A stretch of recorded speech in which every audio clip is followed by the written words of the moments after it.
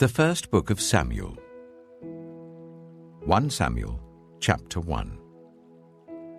There was a certain man from Ramathaim, a Zuphite from the hill country of Ephraim, whose name was Elkanah, son of Jeroham, the son of Elihu, the son of Tohu, the son of Zuph, an Ephraimite.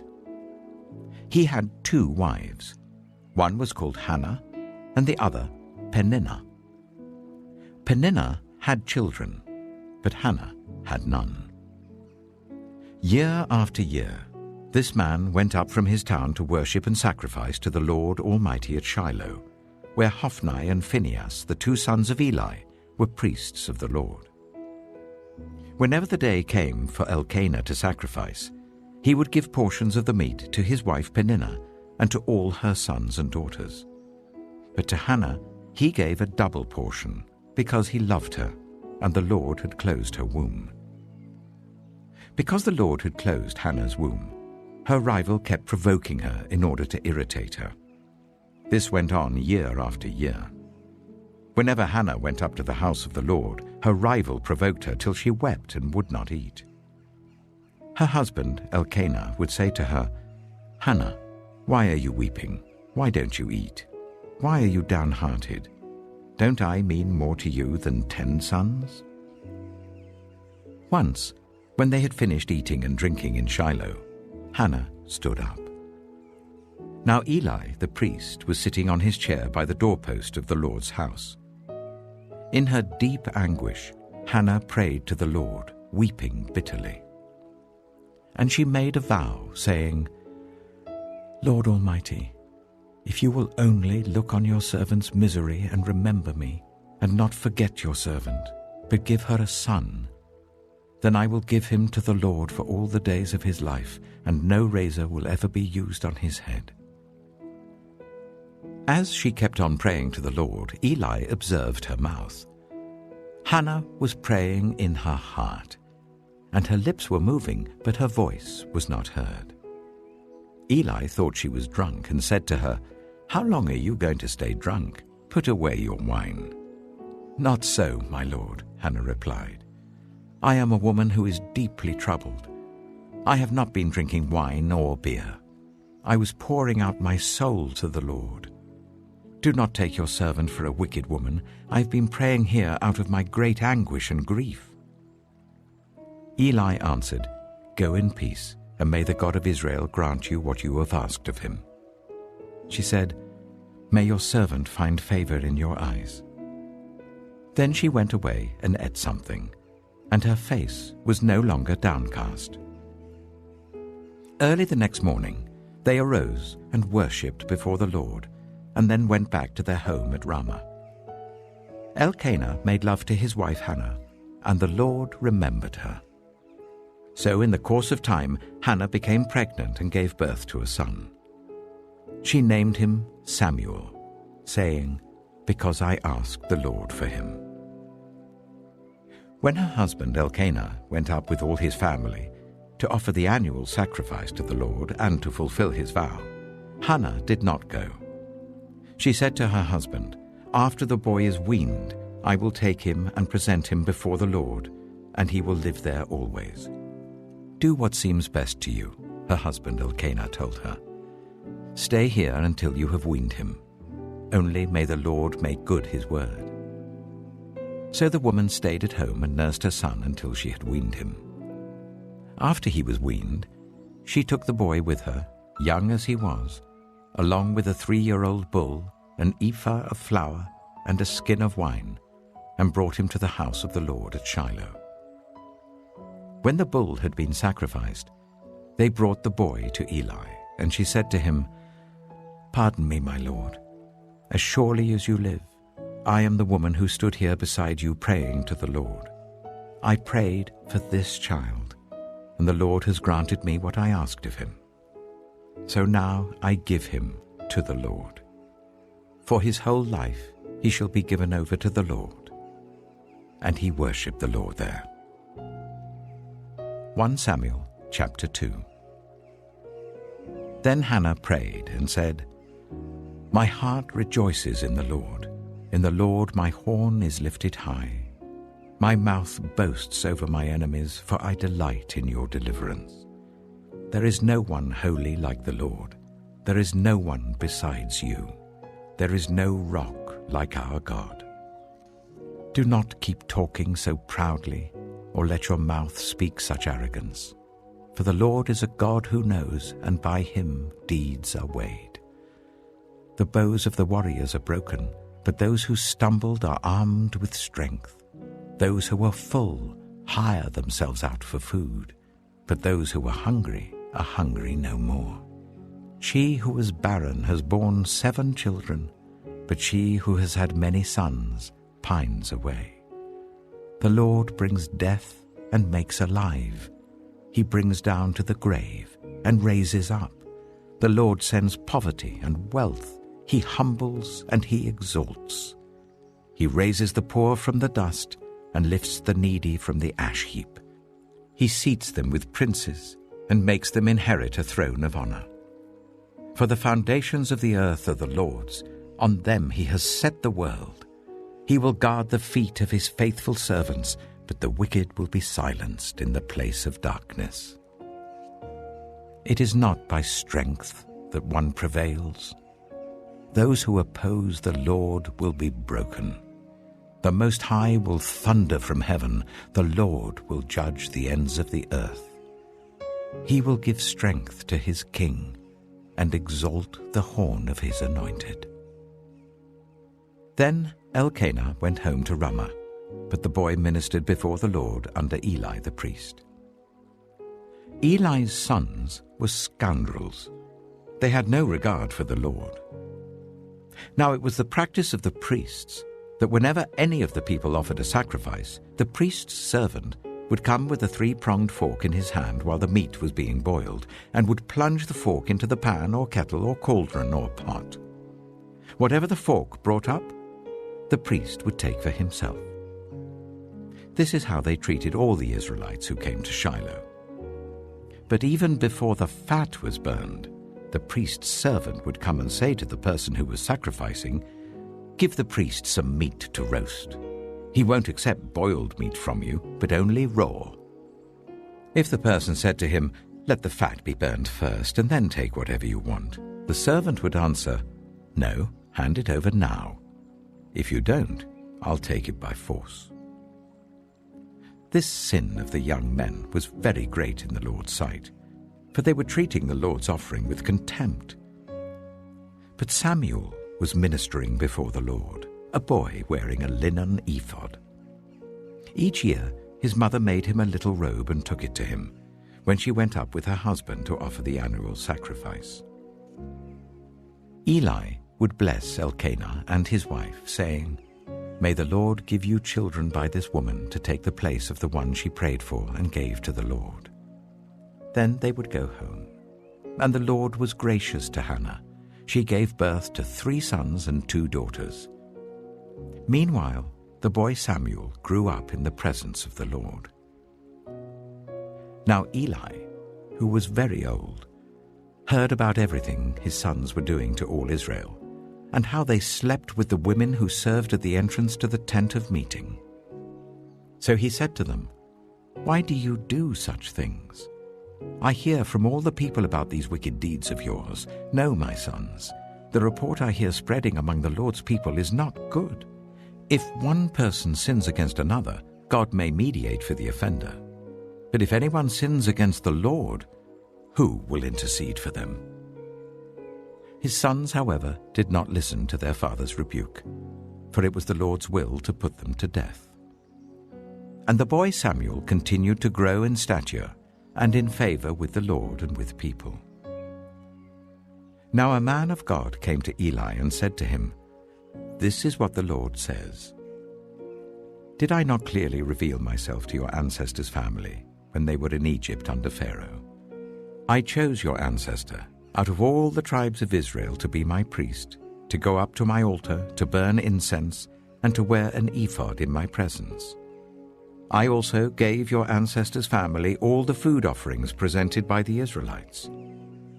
Why do you scorn my sacrifice and offering that I prescribed for my dwelling?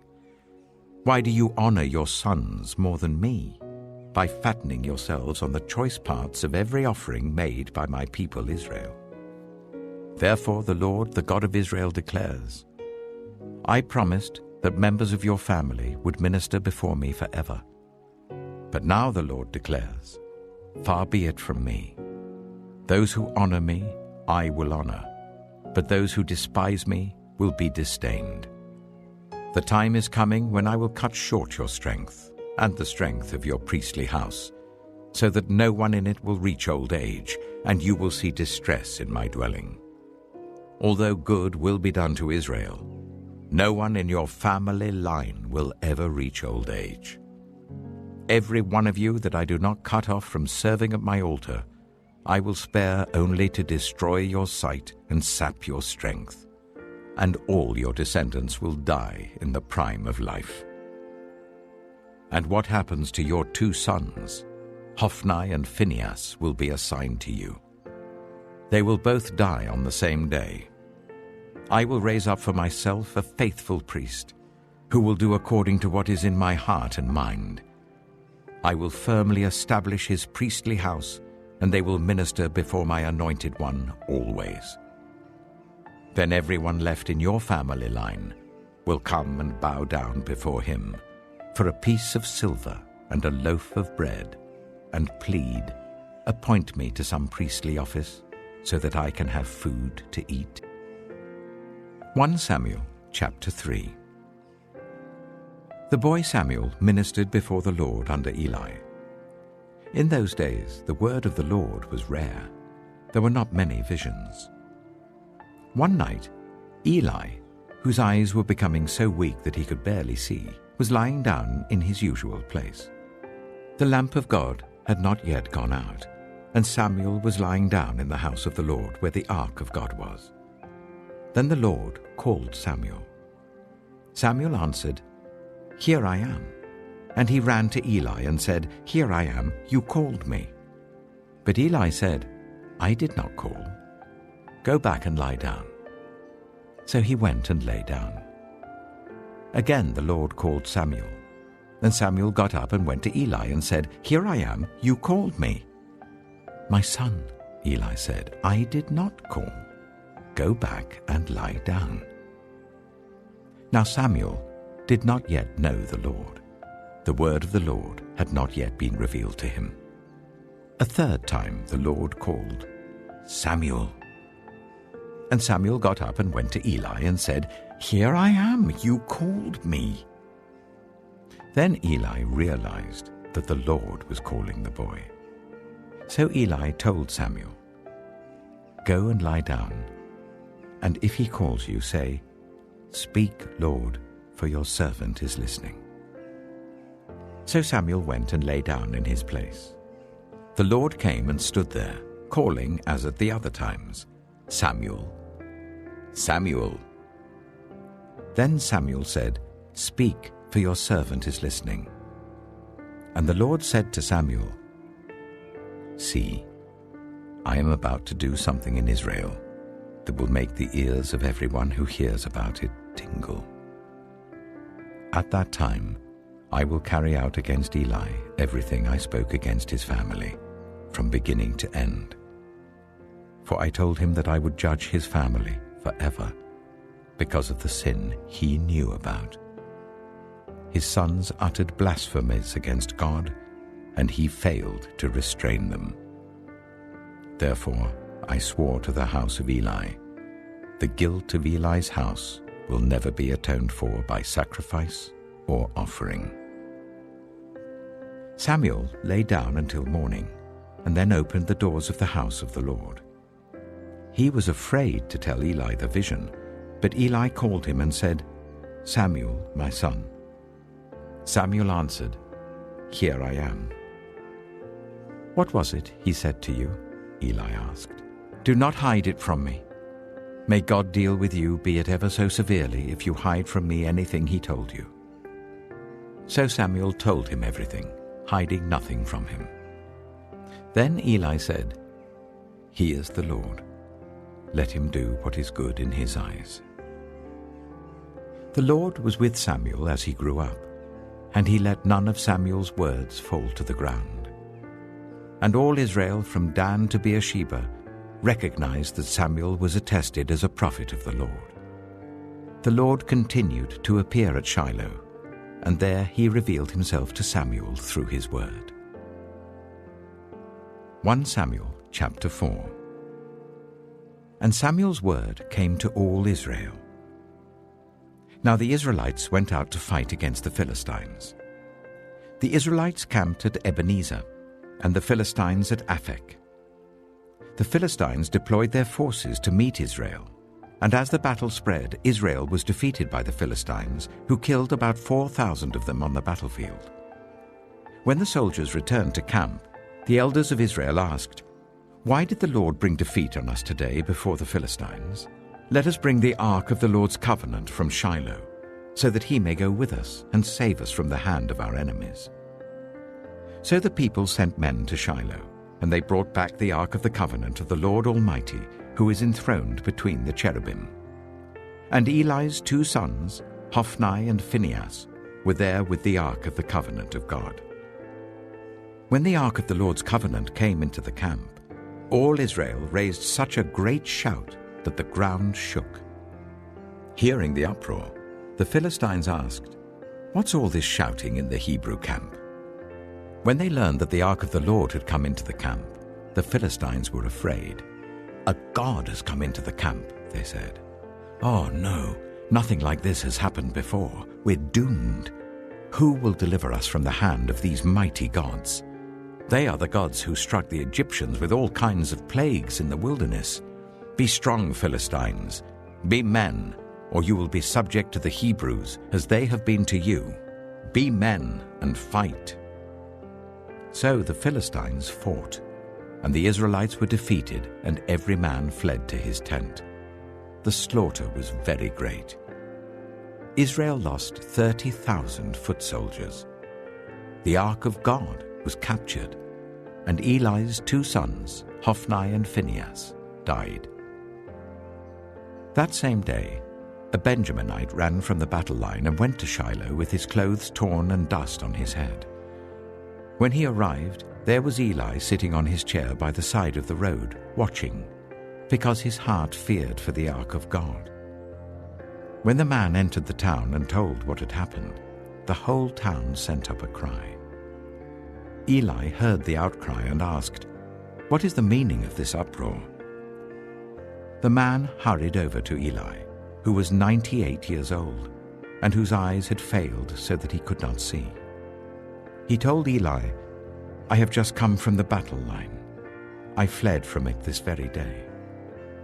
Eli asked, "What happened, my son?" The man who brought the news replied, "Israel fled before the Philistines, and the army has suffered heavy losses. Also your 2 sons, Hophni and Phinehas, are dead, and the ark of God has been captured." When he mentioned the ark of God, Eli fell backwards off his chair by the side of the gate. His neck was broken, and he died, for he was an old man, and he was heavy. He had led Israel for 40 years. His daughter-in-law, the wife of Phinehas, was pregnant and near the time of delivery. When she heard the news that the ark of God had been captured and that her father-in-law and her husband were dead, she went into labor and gave birth, but was overcome by her labor pains. As she was dying, the women attending her said, "Don't despair, you've given birth to a son." But she did not respond or pay any attention. She named the boy Ichabod, saying, "The glory has departed from Israel," because of the capture of the ark of God and the deaths of her father-in-law and her husband. She said, "The glory has departed from Israel, for the ark of God has been captured." 1 Samuel chapter 5. After the Philistines had captured the ark of God, they took it from Ebenezer to Ashdod. Then they carried the ark into Dagon's temple and set it beside Dagon. When the people of Ashdod rose early the next day, there was Dagon, fallen on his face on the ground before the ark of the Lord. They took Dagon and put him back in his place. But the following morning when they rose, there was Dagon, fallen on his face on the ground before the ark of the Lord. His head and hands had been broken off and were lying on the threshold. Only his body remained.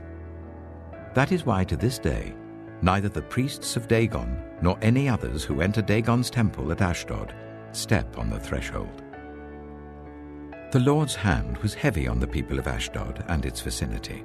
He brought devastation on them and afflicted them with tumors. When the people of Ashdod saw what was happening, they said, "The ark of the God of Israel must not stay here with us, because his hand is heavy on us and on Dagon our God." So they called together all the rulers of the Philistines and asked them, "What shall we do with the ark of the God of Israel?" They answered, "Let the ark of the God of Israel be moved to Gath." So they moved the ark of the God of Israel. But after they had moved it, the Lord's hand was against that city, throwing it into a great panic. He afflicted the people of the city, both young and old, with an outbreak of tumors. So they sent the ark of God to Ekron. As the ark of God was entering Ekron, the people of Ekron cried out, "They have brought the ark of the God of Israel round to us to kill us and our people." So they called together all the rulers of the Philistines and said, "Send the ark of the God of Israel away. Let it go back to its own place, or it will kill us and our people." For death had filled the city with panic. God's hand was very heavy on it. Those who did not die were afflicted with tumors, and the outcry of the city went up to heaven. 1 Samuel chapter 6. When the ark of the Lord had been in Philistine territory for 7 months, the Philistines called for the priests and the diviners and said, "What shall we do with the ark of the Lord? Tell us how we should send it back to its place." They answered, "If you return the ark of the God of Israel, do not send it back to him without a gift. By all means send a guilt offering to him. Then you will be healed, and you will know why his hand has not been lifted from you." The Philistines asked, "What guilt offering should we send to him?" They replied, 5 gold tumors and 5 gold rats, according to the number of the Philistine rulers, because the same plague has struck both you and your rulers. Make models of the tumors and of the rats that are destroying the country, and give glory to Israel's God. Perhaps he will lift his hand from you and your gods and your land. Why do you harden your hearts as the Egyptians and Pharaoh did? When Israel's God dealt harshly with them, did they not send the Israelites out so that they could go on their way? Now then, get a new cart ready, with 2 cows that have calved and have never been yoked. Hitch the cows to the cart, but take their calves away and pen them up. Take the ark of the Lord and put it on the cart, and in a chest beside it put the gold objects you are sending back to him as a guilt offering. Send it on its way, but keep watching it. If it goes up to its own territory, towards Beth Shemesh, then the Lord has brought this great disaster on us. But if it does not, then we shall know that it was not his hand that struck us, but that it happened to us by chance." So they did this. They took 2 such cows and hitched them to the cart and penned up their calves. They placed the ark of the Lord on the cart, and along with it the chest containing the gold rats and the models of the tumors. Then the cows went straight up towards Beth Shemesh, keeping on the road and lowing all the way. They did not turn to the right or to the left. The rulers of the Philistines followed them as far as the border of Beth Shemesh. Now the people of Beth Shemesh were harvesting their wheat in the valley, and when they looked up and saw the ark, they rejoiced at the sight. The ark came to the field of Joshua of Beth Shemesh, and there it stopped beside a large rock. The people chopped up the wood of the cart and sacrificed the cows as a burnt offering to the Lord. The Levites took down the ark of the Lord together with the chest containing the gold objects and placed them on the large rock. On that day, the people of Beth Shemesh offered burnt offerings and made sacrifices to the Lord. the 5 rulers of the Philistines saw all this, and then returned that same day to Ekron. These are the gold tumors the Philistines sent as a guilt offering to the Lord, 1 each for Ashdod, Gaza, Ashkelon, Gath, and Ekron. And the number of the gold rats was according to the number of Philistine towns belonging to the 5 rulers, the fortified towns with their country villages. The large rock on which the Levites set the ark of the Lord is a witness to this day in the field of Joshua of Beth-shemesh. But God struck down some of the inhabitants of Beth-shemesh, putting 70 of them to death because they looked into the ark of the Lord. The people mourned because of the heavy blow the Lord had dealt them. And the people of Beth-shemesh asked, "Who can stand in the presence of the Lord, this holy God? To whom will the ark go up from here?" Then they sent messengers to the people of Kiriath-jearim, saying, "The Philistines have returned the ark of the Lord. Come down and take it up to your town." 1 Samuel chapter 7. So the men of Kiriath-jearim came and took up the ark of the Lord. They brought it to Abinadab's house on the hill and consecrated Eleazar his son to guard the ark of the Lord. The ark remained at Kiriath-jearim a long time, 20 years in all. Then all the people of Israel turned back to the Lord. So Samuel said to all the Israelites, "If you are returning to the Lord with all your hearts, then rid yourselves of the foreign gods and the Ashtoreths, and commit yourselves to the Lord and serve him only, and he will deliver you out of the hand of the Philistines." So the Israelites put away their Baals and Ashtoreths and served the Lord only. Then Samuel said, "Assemble all Israel at Mizpah, and I will intercede with the Lord for you." When they had assembled at Mizpah, they drew water and poured it out before the Lord. On that day they fasted, and there they confessed, "We have sinned against the Lord." Now Samuel was serving as leader of Israel at Mizpah. When the Philistines heard that Israel had assembled at Mizpah, the rulers of the Philistines came up to attack them. When the Israelites heard of it, they were afraid because of the Philistines. They said to Samuel, "Do not stop crying out to the Lord our God for us, that he may rescue us from the hand of the Philistines." Then Samuel took a suckling lamb and sacrificed it as a whole burnt offering to the Lord. He cried out to the Lord on Israel's behalf, and the Lord answered him. While Samuel was sacrificing the burnt offering, the Philistines drew near to engage Israel in battle. But that day the Lord thundered with loud thunder against the Philistines, and threw them into such a panic that they were routed before the Israelites. The men of Israel rushed out of Mizpah and pursued the Philistines, slaughtering them along the way to a point below Beth-kar. Then Samuel took a stone and set it up between Mizpah and Shen. He named it Ebenezer, saying, "Thus far the Lord has helped us." So the Philistines were subdued, and they stopped invading Israel's territory.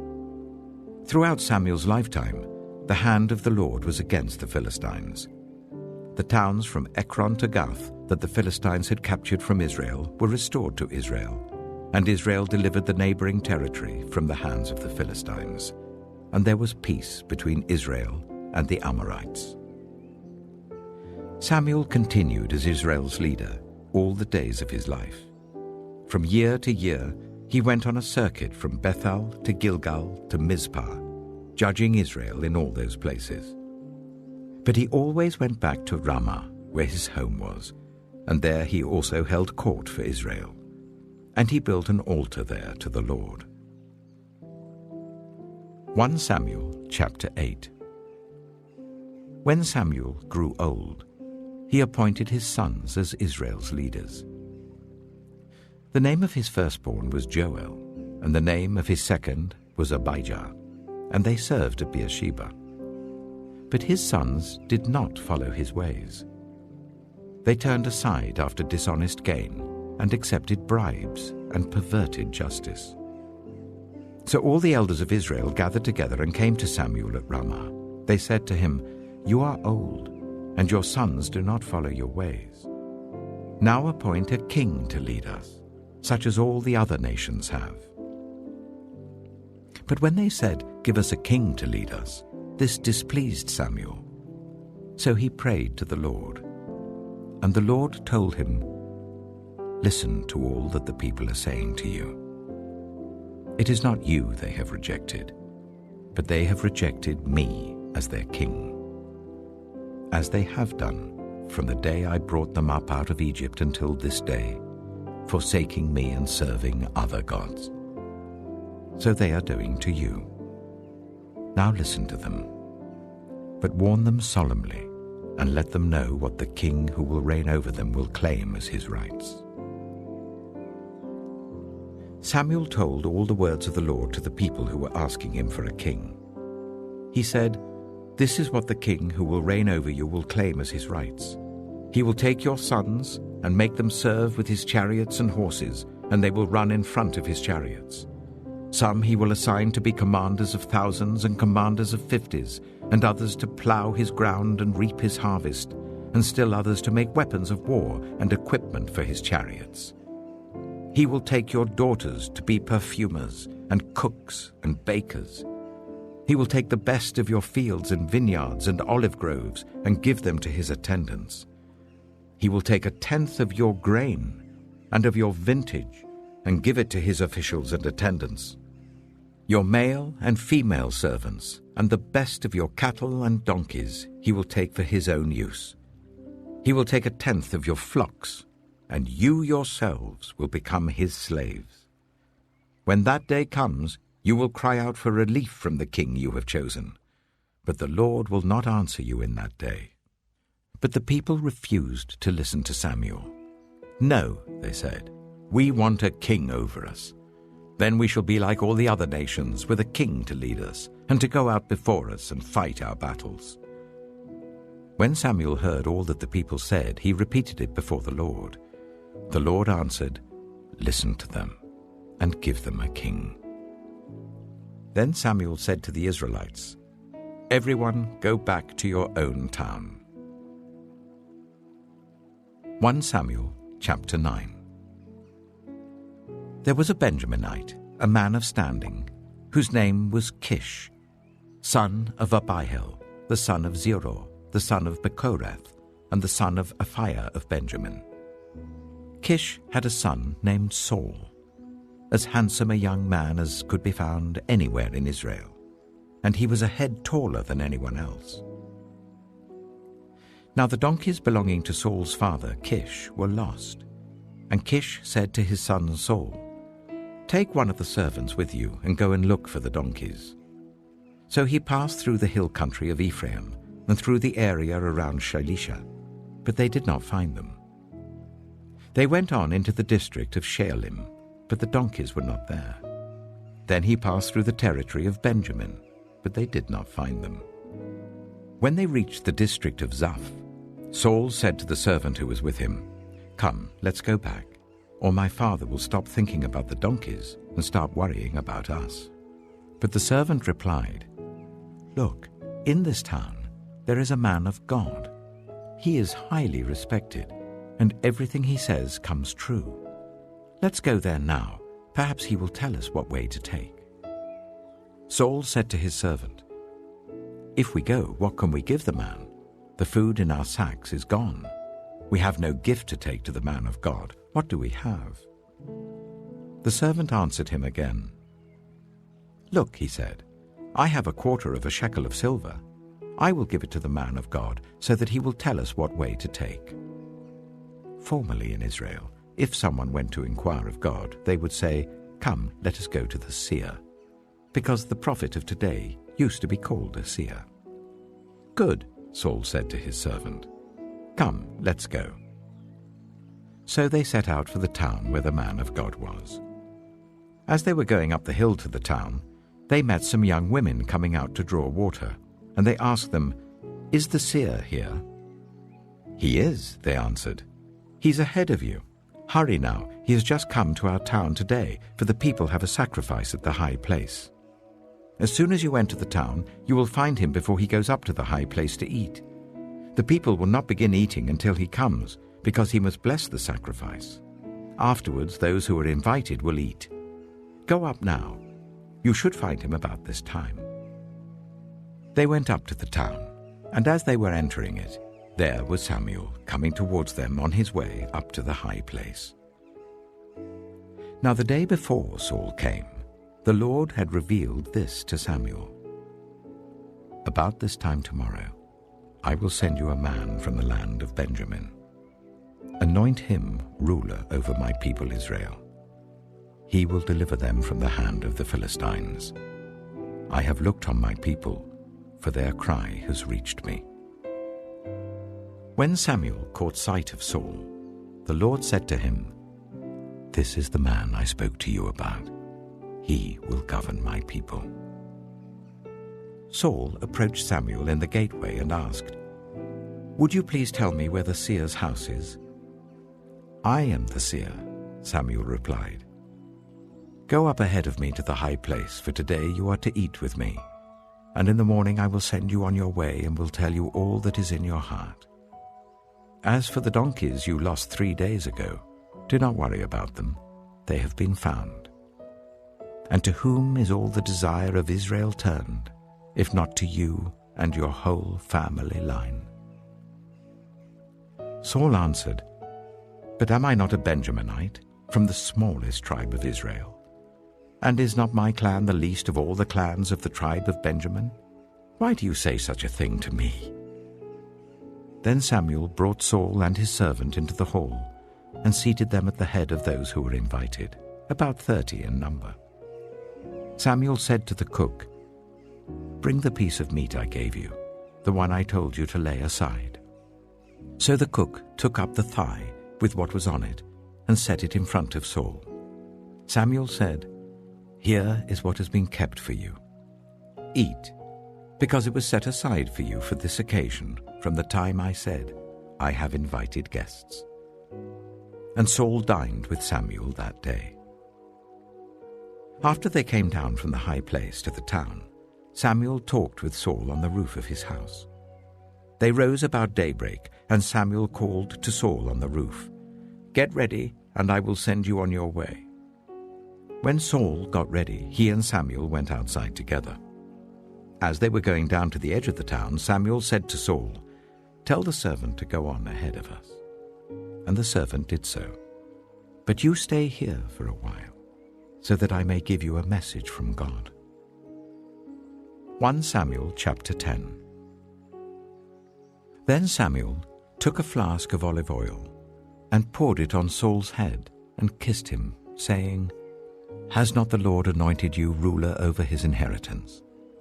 When you leave me today, you will meet 2 men near Rachel's tomb at Zelzah, on the border of Benjamin.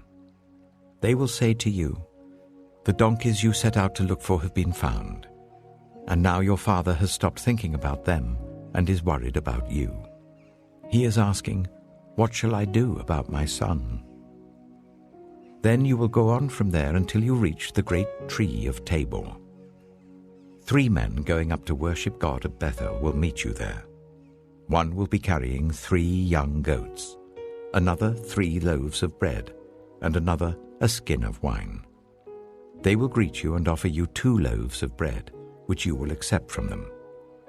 After that, you will go to Gibeah of God, where there is a Philistine outpost.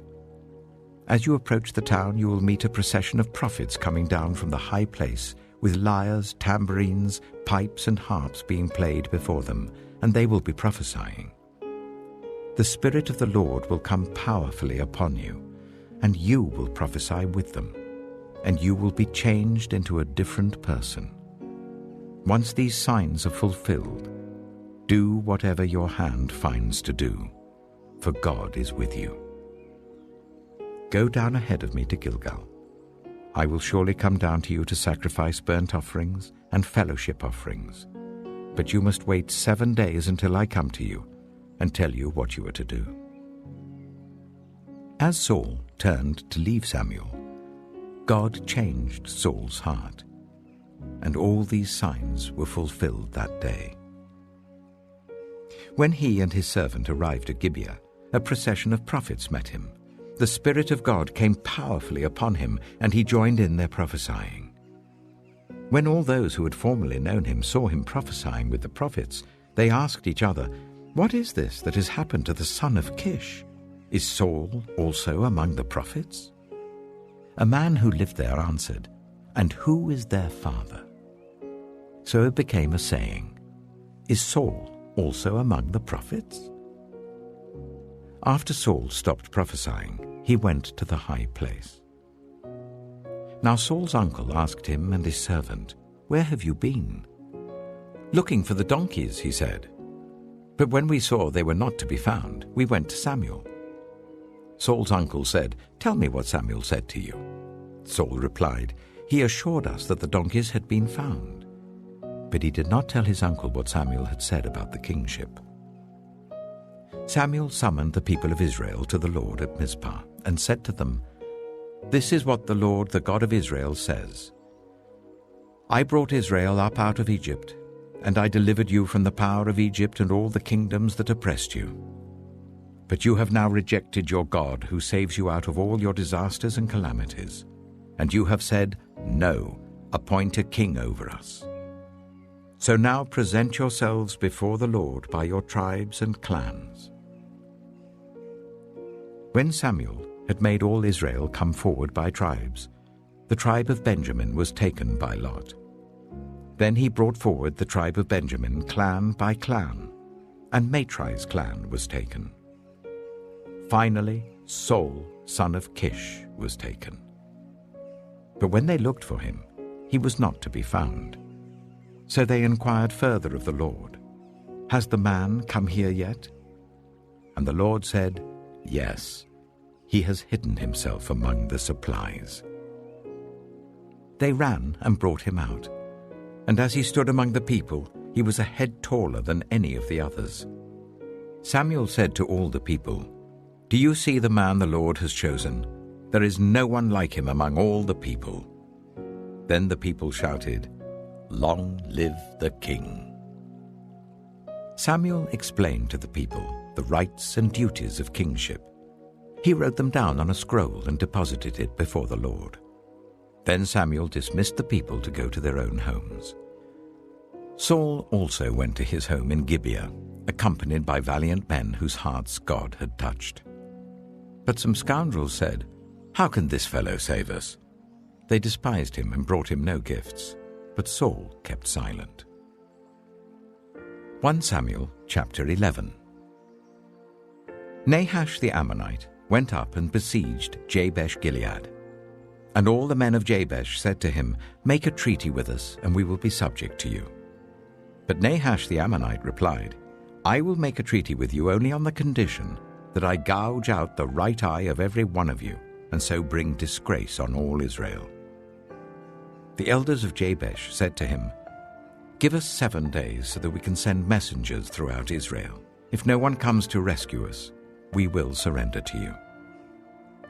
When the messengers came to Gibeah of Saul and reported these terms to the people, they all wept aloud. Just then Saul was returning from the fields behind his oxen. And he asked, "What is wrong with everyone? Why are they weeping?" Then they repeated to him what the men of Jabesh had said. When Saul heard their words, the Spirit of God came powerfully upon him, and he burned with anger. He took a pair of oxen, cut them into pieces, and sent the pieces by messengers throughout Israel, proclaiming, "This is what will be done to the oxen of anyone who does not follow Saul and Samuel." Then the terror of the Lord fell on the people, and they came out together as one. When Saul mustered them at Bezek, the men of Israel numbered 300,000, and those of Judah 30,000. They told the messengers who had come, "Say to the men of Jabesh-Gilead, by the time the sun is hot tomorrow, you will be rescued." When the messengers went and reported this to the men of Jabesh, they were elated. They said to the Ammonites, "Tomorrow we will surrender to you, and you can do to us whatever you like." The next day, Saul separated his men into 3 divisions. During the last watch of the night, they broke into the camp of the Ammonites and slaughtered them until the heat of the day. Those who survived were scattered, so that no 2 of them were left together. The people then said to Samuel, "Who was it that asked, 'Shall Saul reign over us?' Turn these men over to us, so that we may put them to death." But Saul said, "No one will be put to death today, for this day the Lord has rescued Israel." Then Samuel said to the people, "Come, let us go to Gilgal, and there renew the kingship." So all the people went to Gilgal and made Saul king in the presence of the Lord. There they sacrificed fellowship offerings before the Lord, and Saul and all the Israelites held a great celebration. 1 Samuel chapter 12. Samuel said to all Israel, "I have listened to everything you said to me, and have set a king over you. Now you have a king as your leader. As for me, I am old and gray, and my sons are here with you. I have been your leader from my youth until this day. Here I stand. Testify against me in the presence of the Lord and his anointed. Whose ox have I taken? Whose donkey have I taken? Whom have I cheated? Whom have I oppressed? From whose hand have I accepted a bribe to make me shut my eyes? If I have done any of these things, I will make it right." "You have not cheated or oppressed us," they replied. "You have not taken anything from anyone's hand." Samuel said to them, "The Lord is witness against you, and also his anointed is witness this day, that you have not found anything in my hand." "He is witness," they said. Then Samuel said to the people, "It is the Lord who appointed Moses and Aaron, and brought your ancestors up out of Egypt. Now then, stand here, because I'm going to confront you with evidence before the Lord as to all the righteous acts performed by the Lord for you and your ancestors. After Jacob entered Egypt, they cried to the Lord for help, and the Lord sent Moses and Aaron, who brought your ancestors out of Egypt and settled them in this place. But they forgot the Lord their God. So he sold them into the hands of Sisera, the commander of the army of Hazor, and into the hands of the Philistines and the king of Moab, who fought against them. They cried out to the Lord and said, "We have sinned. We have forsaken the Lord and served the Baals and the Ashtoreths. But now deliver us from the hands of our enemies, and we will serve you." Then the Lord sent Jerubbaal, Barak, Jephthah, and Samuel, and he delivered you from the hands of your enemies all around you, so that you lived in safety. But when you saw that Nahash, king of the Ammonites, was moving against you, you said to me, "No, we want a king to rule over us, even though the Lord your God was your king. Now, here is the king you have chosen, the one you asked for. See, the Lord has set a king over you. If you fear the Lord and serve and obey him and do not rebel against his commands, and if both you and the king who reigns over you follow the Lord your God, good. But if you do not obey the Lord, and if you rebel against his commands, his hand will be against you as it was against your ancestors. Now then, stand still and see this great thing the Lord is about to do before your eyes. Is not wheat harvest now? I will call on the Lord to send thunder and rain, and you will realize what an evil thing you did in the eyes of the Lord when you asked for a king." Then Samuel called on the Lord, and that same day the Lord sent thunder and rain. So all the people stood in awe of the Lord and of Samuel. The people all said to Samuel, "Pray to the Lord your God for your servants, so that we will not die." for we have added to all our other sins the evil of asking for a king." "Do not be afraid," Samuel replied. "You have done all this evil, yet do not turn away from the Lord, but serve the Lord with all your heart. Do not turn away after useless idols. They can do you no good, nor can they rescue you, because they are useless. For the sake of his great name, the Lord will not reject his people, because the Lord was pleased to make you his own. As for me, far be it from me that I should sin against the Lord by failing to pray for you. And I will teach you the way that is good and right. But be sure to fear the Lord and serve him faithfully with all your heart. Consider what great things he has done for you. Yet, if you persist in doing evil, both you and your king will perish." 1 Samuel chapter 13. Saul was 30 years old when he became king, and he reigned over Israel for 42 years. Saul chose 3,000 men from Israel.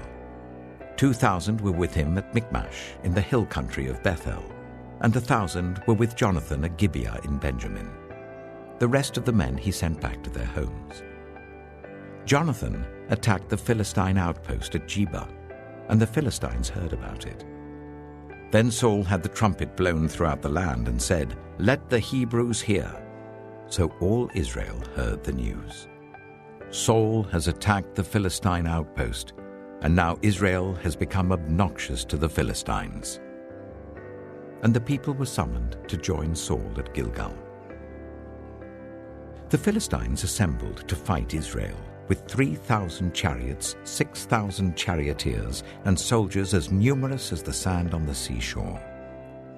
They went up and camped at Michmash, east of Bethaven.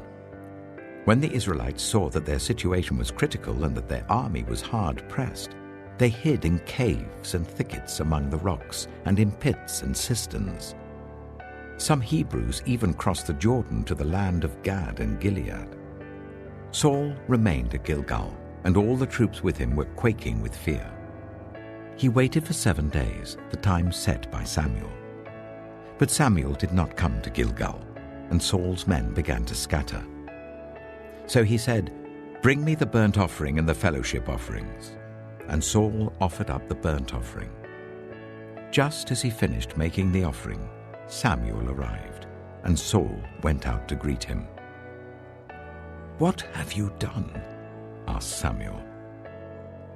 Saul replied, "When I saw that the men were scattering and that you did not come at the set time, and that the Philistines were assembling at Michmash, I thought, now the Philistines will come down against me at Gilgal, and I have not sought the Lord's favor. So I felt compelled to offer the burnt offering." "Oh, you have done a foolish thing," Samuel said. "You have not kept the command the Lord your God gave you. If you had, he would have established your kingdom over Israel for all time. But now your kingdom will not endure. The Lord has sought out a man after his own heart and appointed him ruler of his people, because you have not kept the Lord's command." Then Samuel left Gilgal and went up to Gibeah in Benjamin. And Saul counted the men who were with him. They numbered about 600. Saul and his son Jonathan and the men with them were staying at Gibeah of Benjamin, while the Philistines camped at Michmash. Raiding parties went out from the Philistine camp in 3 detachments. One turned towards Ophrah in the vicinity of Shual, another towards Beth-horon, and the third towards the borderland overlooking the valley of Zeboim, facing the wilderness. Not a blacksmith could be found in the whole land of Israel, because the Philistines had said, "Otherwise the Hebrews will make swords and spears."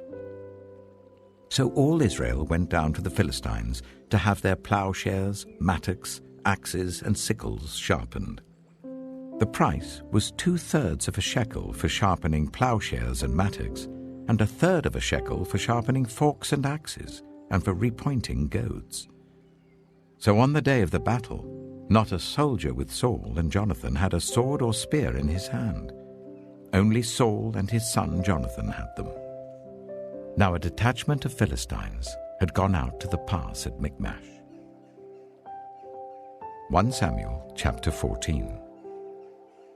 One day, Jonathan, son of Saul, said to his young armor-bearer, "Come, let's go over to the Philistine outpost on the other side." But he did not tell his father. Saul was staying on the outskirts of Gibeah, under a pomegranate tree in Migron. With him were about 600 men, among whom was Ahijah, who was wearing an ephod. He was a son of Ichabod's brother, Ahitub, son of Phinehas, the son of Eli, the Lord's priest in Shiloh. No one was aware that Jonathan had left. On each side of the pass that Jonathan intended to cross to reach the Philistine outpost was a cliff. One was called Bozez and the other Seneh. One cliff stood to the north towards Michmash, the other to the south towards Geba. Jonathan said to his young armor-bearer, "Come, let's go over to the outpost of those uncircumcised men. Perhaps the Lord will act on our behalf. Nothing can hinder the Lord from saving, whether by many or by few." "Do all that you have in mind," his armor-bearer said. "Go ahead. I am with you, heart and soul." Jonathan said, "Come on then. We will cross over towards them and let them see us. If they say to us, 'Wait there until we come to you,' we will stay where we are and not go up to them. But if they say, 'Come up to us,' we will climb up, because that will be our sign that the Lord has given them into our hands." So both of them showed themselves to the Philistine outpost. "Look," said the Philistines, "the Hebrews are crawling out of the holes they were hiding in." The men of the outpost shouted to Jonathan and his armor-bearer, "Come up to us and we'll teach you a lesson." So Jonathan said to his armor-bearer, "Climb up after me. The Lord has given them into the hand of Israel." Jonathan climbed up using his hands and feet, with his armor-bearer right behind him. The Philistines fell before Jonathan, and his armor-bearer followed and killed behind him. In that first attack, Jonathan and his armor-bearer killed some 20 men in an area of about half an acre. Then panic struck the whole army, those in the camp and field and those in the outposts and raiding parties, and the ground shook. It was a panic sent by God. Saul's lookouts at Gibeah in Benjamin saw the army melting away in all directions. Then Saul said to the men who were with him, "Muster the forces and see who has left us." When they did, it was Jonathan and his armor-bearer who were not there. Saul said to Ahijah, "Bring the ark of God." At that time it was with the Israelites. While Saul was talking to the priest, the tumult in the Philistine camp increased more and more. So Saul said to the priest, "Withdraw your hand." Then Saul and all his men assembled and went to the battle. They found the Philistines in total confusion, striking each other with their swords. Those Hebrews who had previously been with the Philistines and had gone up with them to their camp went over to the Israelites who were with Saul and Jonathan. When all the Israelites who had hidden in the hill country of Ephraim heard that the Philistines were on the run, they joined the battle in hot pursuit. So on that day the Lord saved Israel, and the battle moved on beyond Beth-aven. Now the Israelites were in distress that day, because Saul had bound the people under an oath, saying, "Cursed be anyone who eats food before evening comes, before I have avenged myself on my enemies." So none of the troops tasted food. The entire army entered the woods, and there was honey on the ground. When they went into the woods, they saw the honey oozing out. Yet no one put his hand to his mouth because they feared the oath. But Jonathan had not heard that his father had bound the people with the oath, so he reached out the end of the staff that was in his hand and dipped it into the honeycomb. He raised his hand to his mouth, and his eyes brightened. Then one of the soldiers told him, "Your father bound the army under a strict oath, saying, 'Cursed be anyone who eats food today.' That is why the men are faint." Jonathan said, "My father has made trouble for the country. See how my eyes brightened when I tasted a little of this honey. How much better it would have been if the men had eaten today some of the plunder they took from their enemies. Would not the slaughter of the Philistines have been even greater?" That day, after the Israelites had struck down the Philistines from Michmash to Ajalon, they were exhausted. They pounced on the plunder, and taking sheep, cattle, and calves, they butchered them on the ground and ate them, together with the blood. Then someone said to Saul, "Look, the men are sinning against the Lord by eating meat that has blood in it." "You have broken faith," he said. "Roll a large stone over here at once." Then he said, "Go out among the men and tell them, 'Each of you bring me your cattle and sheep and slaughter them here and eat them. Do not sin against the Lord by eating meat with blood still in it.'" So everyone brought his ox that night and slaughtered it there. Then Saul built an altar to the Lord. It was the first time he had done this. Saul said, "Let us go down and pursue the Philistines by night and plunder them till dawn, and let us not leave one of them alive." "Do whatever seems best to you," they replied. But the priest said, "Let us inquire of God here." So Saul asked God, "Shall I go down and pursue the Philistines? Will you give them into Israel's hand?"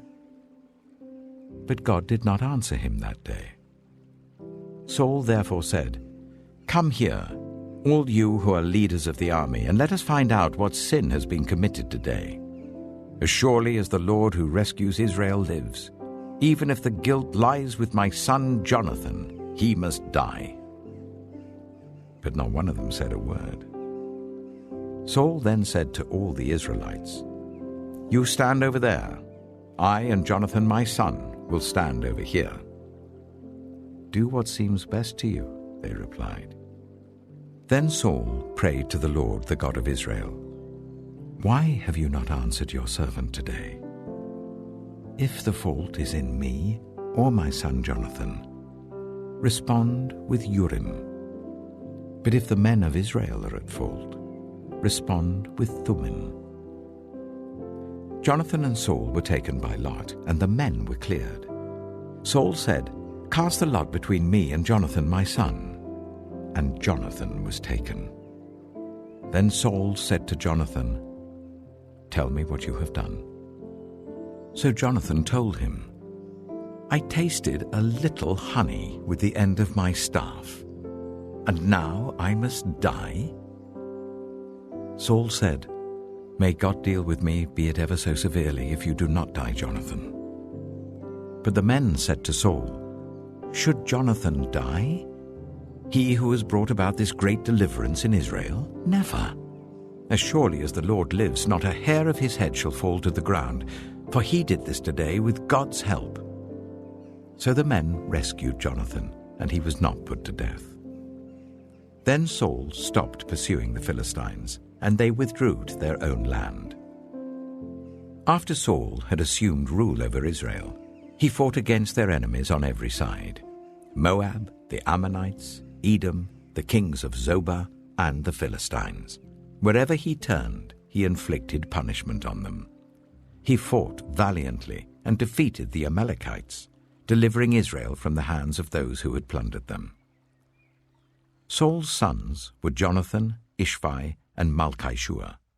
The name of his elder daughter was Merab, and that of the younger was Michal. His wife's name was Ahinoam, daughter of Ahimaaz. The name of the commander of Saul's army was Abner, son of Ner, and Ner was Saul's uncle. Saul's father, Kish, and Abner's father, Ner, were sons of Abiel. All the days of Saul there was bitter war with the Philistines, and whenever Saul saw a mighty or brave man, he took him into 1 Samuel chapter 15. Samuel said to Saul, "I am the one the Lord sent to anoint you king over his people Israel. So listen now to the message from the Lord. This is what the Lord Almighty says. I will punish the Amalekites for what they did to Israel when they waylaid them as they came up from Egypt. Now go, attack the Amalekites, and totally destroy all that belongs to them. Do not spare them. Put to death men and women, children and infants, cattle and sheep, camels and donkeys." So Saul summoned the men and mustered them at Telaim, 200,000 foot soldiers and 10,000 from Judah. Saul went to the city of Amalek and set an ambush in the ravine. Then he said to the Kenites, "Go away, leave the Amalekites, so that I do not destroy you along with them. For you showed kindness to all the Israelites when they came up out of Egypt." So the Kenites moved away from the Amalekites. Then Saul attacked the Amalekites all the way from Havilah to Shur, near the eastern border of Egypt. He took Agag, king of the Amalekites, alive, and all his people he totally destroyed with the sword. But Saul and the army spared Agag and the best of the sheep and cattle, the fat calves and lambs, everything that was good. These they were unwilling to destroy completely, but everything that was despised and weak they totally destroyed. Then the word of the Lord came to Samuel. "I regret that I have made Saul king, because he has turned away from me and has not carried out my instructions." Samuel was angry, and he cried out to the Lord all that night. Early in the morning, Samuel got up and went to meet Saul, but he was told, "Saul has gone to Carmel.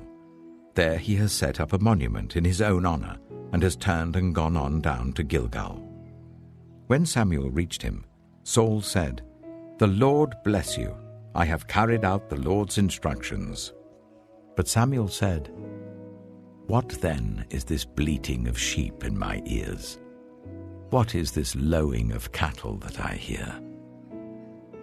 Saul answered, "The soldiers brought them from the Amalekites. They spared the best of the sheep and cattle to sacrifice to the Lord your God, but we totally destroyed the rest." "Enough," Samuel said to Saul.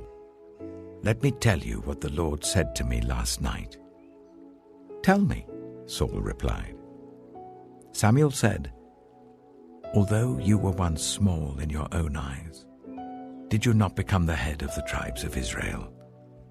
The Lord anointed you king over Israel, and he sent you on a mission, saying, 'Go and completely destroy those wicked people, the Amalekites. Wage war against them until you have wiped them out.' Why did you not obey the Lord? Why did you pounce on the plunder and do evil in the eyes of the Lord?" "But I did obey the Lord," Saul said. "I went on the mission the Lord assigned me. I completely destroyed the Amalekites and brought back Agag, their king.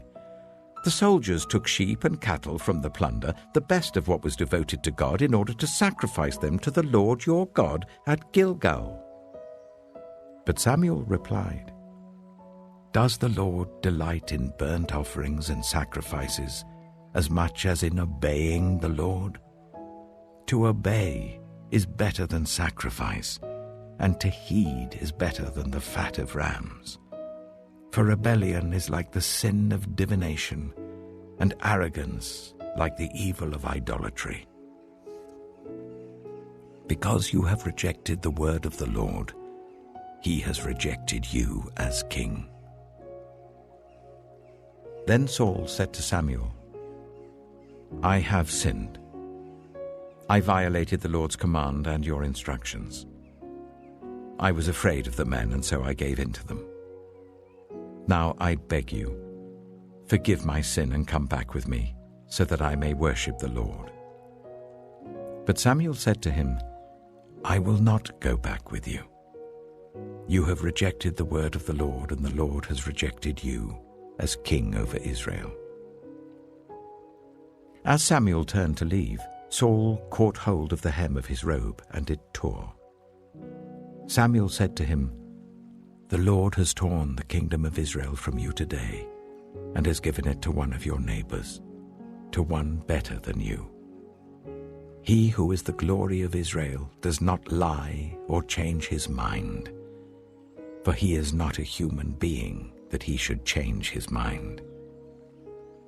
Saul replied, "I have sinned, but please honor me before the elders of my people and before Israel. Come back with me so that I may worship the Lord your God." So Samuel went back with Saul, and Saul worshipped the Lord. Then Samuel said, "Bring me Agag, king of the Amalekites." Agag came to him in chains, and he thought, "Surely the bitterness of death is past." But Samuel said, "As your sword has made women childless, so will your mother be childless among women." And Samuel put Agag to death before the Lord at Gilgal. Then Samuel left for Ramah, but Saul went up to his home in Gibeah of Saul. Until the day Samuel died, he did not go to see Saul again, though Samuel mourned for him. And the Lord regretted that he had made Saul king over Israel. 1 Samuel chapter 16. The Lord said to Samuel, "How long will you mourn for Saul, since I have rejected him as king over Israel? Fill your horn with oil and be on your way. I am sending you to Jesse of Bethlehem. I have chosen one of his sons to be king." But Samuel said, "How can I go? If Saul hears about it, he will kill me." The Lord said, "Take a heifer with you and say, 'I have come to sacrifice to the Lord.' Invite Jesse to the sacrifice, and I will show you what to do. You are to anoint for me the one I indicate." Samuel did what the Lord said. When he arrived at Bethlehem, the elders of the town trembled when they met him. They asked, "Do you come in peace?" Samuel replied, "Yes, in peace. I have come to sacrifice to the Lord. Consecrate yourselves and come to the sacrifice with me." Then he consecrated Jesse and his sons and invited them to the sacrifice. When they arrived, Samuel saw Eliab and thought, "Surely the Lord's anointed stands here before the Lord." But the Lord said to Samuel, "Do not consider his appearance or his height, for I have rejected him. The Lord does not look at the things people look at. People look at the outward appearance, but the Lord looks at the heart." Then Jesse called Abinadab and made him pass in front of Samuel. But Samuel said, "The Lord has not chosen this one either." Jesse then made Shammah pass by, but Samuel said, "Nor has the Lord chosen this one." Jesse made 7 of his sons pass before Samuel, but Samuel said to him, "The Lord has not chosen these." So he asked Jesse, "Are these all the sons you have?" "There is still the youngest," Jesse answered. "He's tending the sheep." Samuel said, "Send for him. We will not sit down until he arrives." So he sent for him and had him brought in. He was glowing with health and had a fine appearance and handsome features.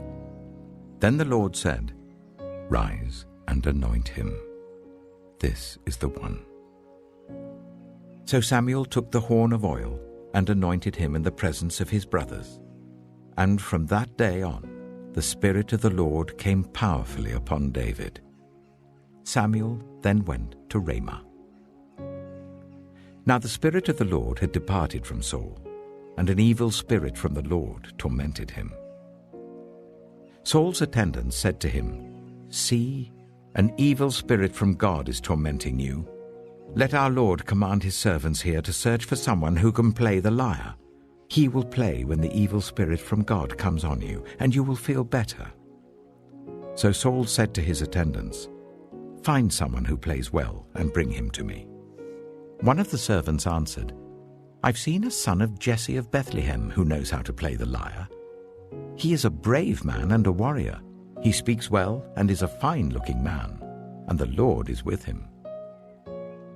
Then Saul sent messengers to Jesse and said, "Send me your son David, who is with the sheep." So Jesse took a donkey loaded with bread, a skin of wine, and a young goat, and sent them with his son David to Saul. David came to Saul and entered his service. Saul liked him very much. and David became one of his armor-bearers. Then Saul sent word to Jesse, saying, "Allow David to remain in my service, for I am pleased with him." Whenever the Spirit from God came on Saul, David would take up his lyre and play. Then relief would come to Saul. He would feel better, and the evil spirit would leave him. 1 Samuel chapter 17. Now the Philistines gathered their forces for war and assembled at Sokoh in Judah. They pitched camp at Ephes-Dammim, between Sokoh and Azekah. Saul and the Israelites assembled and camped in the valley of Elah and drew up their battle line to meet the Philistines. The Philistines occupied one hill and the Israelites another, with the valley between them. A champion named Goliath, who was from Gath, came out of the Philistine camp. His height was 6 cubits and a span. He had a bronze helmet on his head and wore a coat of scale armor of bronze weighing 5,000 shekels. On his legs he wore bronze greaves, and a bronze javelin was slung on his back. His spear shaft was like a weaver's rod, and its iron point weighed 600 shekels. His shield-bearer went ahead of him. Goliath stood and shouted to the ranks of Israel, "Why do you come out and line up for battle? Am I not a Philistine, and are you not the servants of Saul? Choose a man and let him come down to me. If he is able to fight and kill me, we will become your subjects. But if I overcome him and kill him, you will become our subjects and serve us." Then the Philistine said, "This day I defy the armies of Israel. Give me a man and let us fight each other." On hearing the Philistines' words, Saul and all the Israelites were dismayed and terrified. Now David was the son of an Ephrathite named Jesse, who was from Bethlehem in Judah. Jesse had 8 sons, and in Saul's time he was very old. Jesse's 3 eldest sons had followed Saul to the war. The firstborn was Eliab, the second Abinadab, and the third Shammah. David was the youngest. The 3 eldest followed Saul, but David went back and forth from Saul to tend his father's sheep at Bethlehem. For 40 days the Philistine came forward every morning and evening and took his stand. Now Jesse said to his son David, "Take this ephah of roasted grain and these 10 loaves of bread for your brothers and hurry to their camp. Take along these 10 cheeses to the commander of their unit. See how your brothers are and bring back some assurance from them. They are with Saul and all the men of Israel in the valley of Elah, fighting against the Philistines." Early in the morning, David left the flock in the care of a shepherd, loaded up and set out as Jesse had directed. He reached the camp as the army was going out to its battle positions, shouting the war cry. Israel and the Philistines were drawing up their lines facing each other. David left his things with the keeper of supplies, ran to the battle lines, and asked his brothers how they were. As he was talking with them, Goliath, the Philistine champion from Gath, stepped out from his lines and shouted his usual defiance, and David heard it. Whenever the Israelites saw the man, they all fled from him in great fear. Now the Israelites had been saying, "Do you see how this man keeps coming out? He comes out to defy Israel. The king will give great wealth to the man who kills him. He will also give him his daughter in marriage and will exempt his family from taxes in Israel." David asked the men standing near him, "What will be done for the man who kills this Philistine and removes this disgrace from Israel? Who is this uncircumcised Philistine that he should defy the armies of the living God?" They repeated to him what they had been saying and told him, "This is what will be done for the man who kills him." When Eliab, David's eldest brother, heard him speaking with the men, he burned with anger at him and asked, "Why have you come down here? And with whom did you leave those few sheep in the wilderness? I know how conceited you are and how wicked your heart is. You came down only to watch the battle." "Now what have I done?" said David. "Can't I even speak?" He then turned away to someone else and brought up the same matter, and the men answered him as before. What David said was overheard and reported to Saul, and Saul sent for him. David said to Saul, "Let no one lose heart on account of this Philistine. Your servant will go and fight him." Saul replied, "You are not able to go out against this Philistine and fight him. You're only a young man, and he has been a warrior from his youth." But David said to Saul, "Your servant has been keeping his father's sheep. When a lion or a bear came and carried off a sheep from the flock, I went after it, struck it, and rescued the sheep from its mouth. When it turned on me, I seized it by its hair, struck it, and killed it. Your servant has killed both the lion and the bear. This uncircumcised Philistine will be like one of them, because he has defied the armies of the living God. The Lord who rescued me from the paw of the lion and the paw of the bear will rescue me from the hand of this Philistine." Saul said to David, "Go, and the Lord be with you." Then Saul dressed David in his own tunic. He put a coat of armor on him and a bronze helmet on his head. David fastened on his sword over the tunic and tried walking around because he was not used to them. "I cannot go in these," he said to Saul, "because I'm not used to them." So he took them off. Then he took his staff in his hand, chose 5 smooth stones from the stream, put them in the pouch of his shepherd's bag, and with his sling in his hand, approached the Philistine.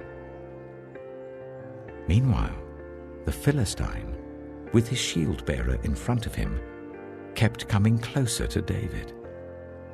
He looked David over and saw that he was little more than a boy, glowing with health and handsome, and he despised him. He said to David, "Am I a dog that you come at me with sticks?" And the Philistine cursed David by his gods. "Come here," he said, "and I'll give your flesh to the birds and the wild animals." David said to the Philistine, "You come against me with sword and spear and javelin, but I come against you in the name of the Lord Almighty, the God of the armies of Israel, whom you have defied. This day the Lord will deliver you into my hands, and I'll strike you down and cut off your head. This very day I will give the carcasses of the Philistine army to the birds and the wild animals, and the whole world will know that there is a God in Israel. All those gathered here will know that it is not by sword or spear that the Lord saves, for the battle is the Lord's, and he will give all of you into our hands." As the Philistine moved closer to attack him, David ran quickly towards the battle line to meet him. Reaching into his bag and taking out a stone, he slung it and struck the Philistine on the forehead. The stone sank into his forehead, and he fell face down on the ground. So David triumphed over the Philistine with a sling and a stone. Without a sword in his hand, he struck down the Philistine and killed him. David ran and stood over him. He took hold of the Philistine's sword and drew it from the sheath. After he killed him, he cut off his head with the sword. When the Philistines saw that their hero was dead, they turned and ran. Then the men of Israel and Judah surged forward with a shout and pursued the Philistines to the entrance of Gath and to the gates of Ekron. Their dead was strewn along the Shearaim road to Gath and Ekron. When the Israelites returned from chasing the Philistines, they plundered their camp. David took the Philistine's head and brought it to Jerusalem. He put the Philistines' weapons in his own tent. As Saul watched David going out to meet the Philistine, he said to Abner, commander of the army, "Abner, whose son is that young man?" Abner replied, "As surely as you live, your majesty, I don't know." The king said, "Find out whose son this young man is." As soon as David returned from killing the Philistine, Abner took him and brought him before Saul, with David still holding the Philistine's head. "Whose son are you, young man?" Saul asked him. David said, "I am the son of your servant Jesse." 1 Samuel chapter 18. After David had finished talking with Saul, Jonathan became one in spirit with David, and he loved him as himself. From that day, Saul kept David with him and did not let him return home to his family. And Jonathan made a covenant with David because he loved him as himself.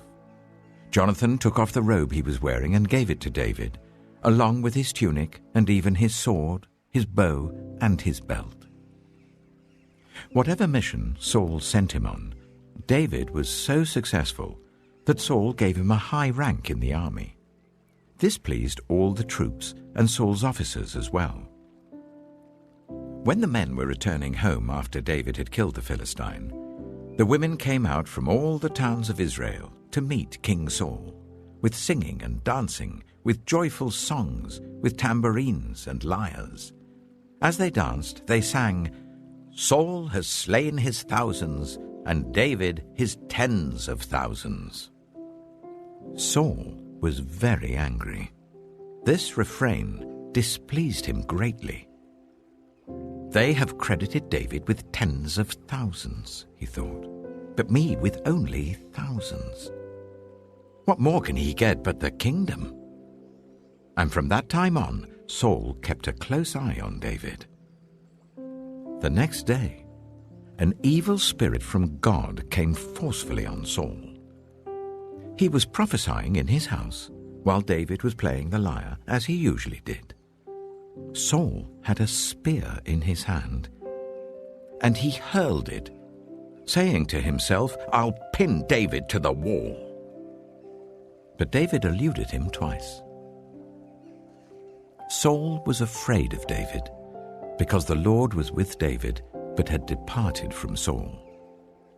So he sent David away from him and gave him command over 1,000 men. And David led the troops in their campaigns. In everything he did, he had great success, because the Lord was with him. When Saul saw how successful he was afraid of him. But all Israel and Judah loved David, because he led them in their campaigns. Saul said to David, "Here is my elder daughter, Merab. I will give her to you in marriage. Only serve me bravely and fight the battles of the Lord." For Saul said to himself, "I will not raise a hand against him. Let the Philistines do that."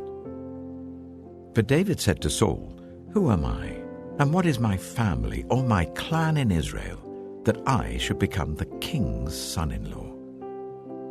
So when the time came for Merab, Saul's daughter, to be given to David, she was given in marriage to Adriel of Meholah.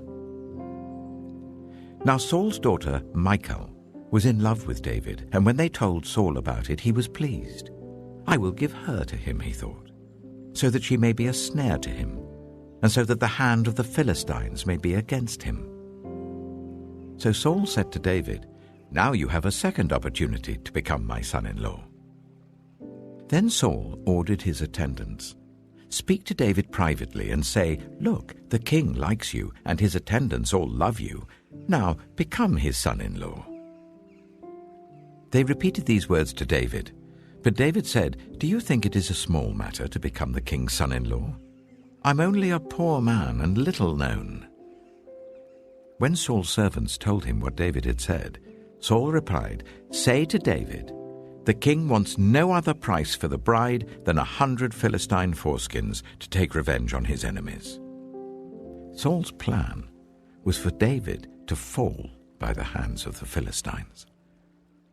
When the attendants told David these things, he was pleased to become the king's son-in-law.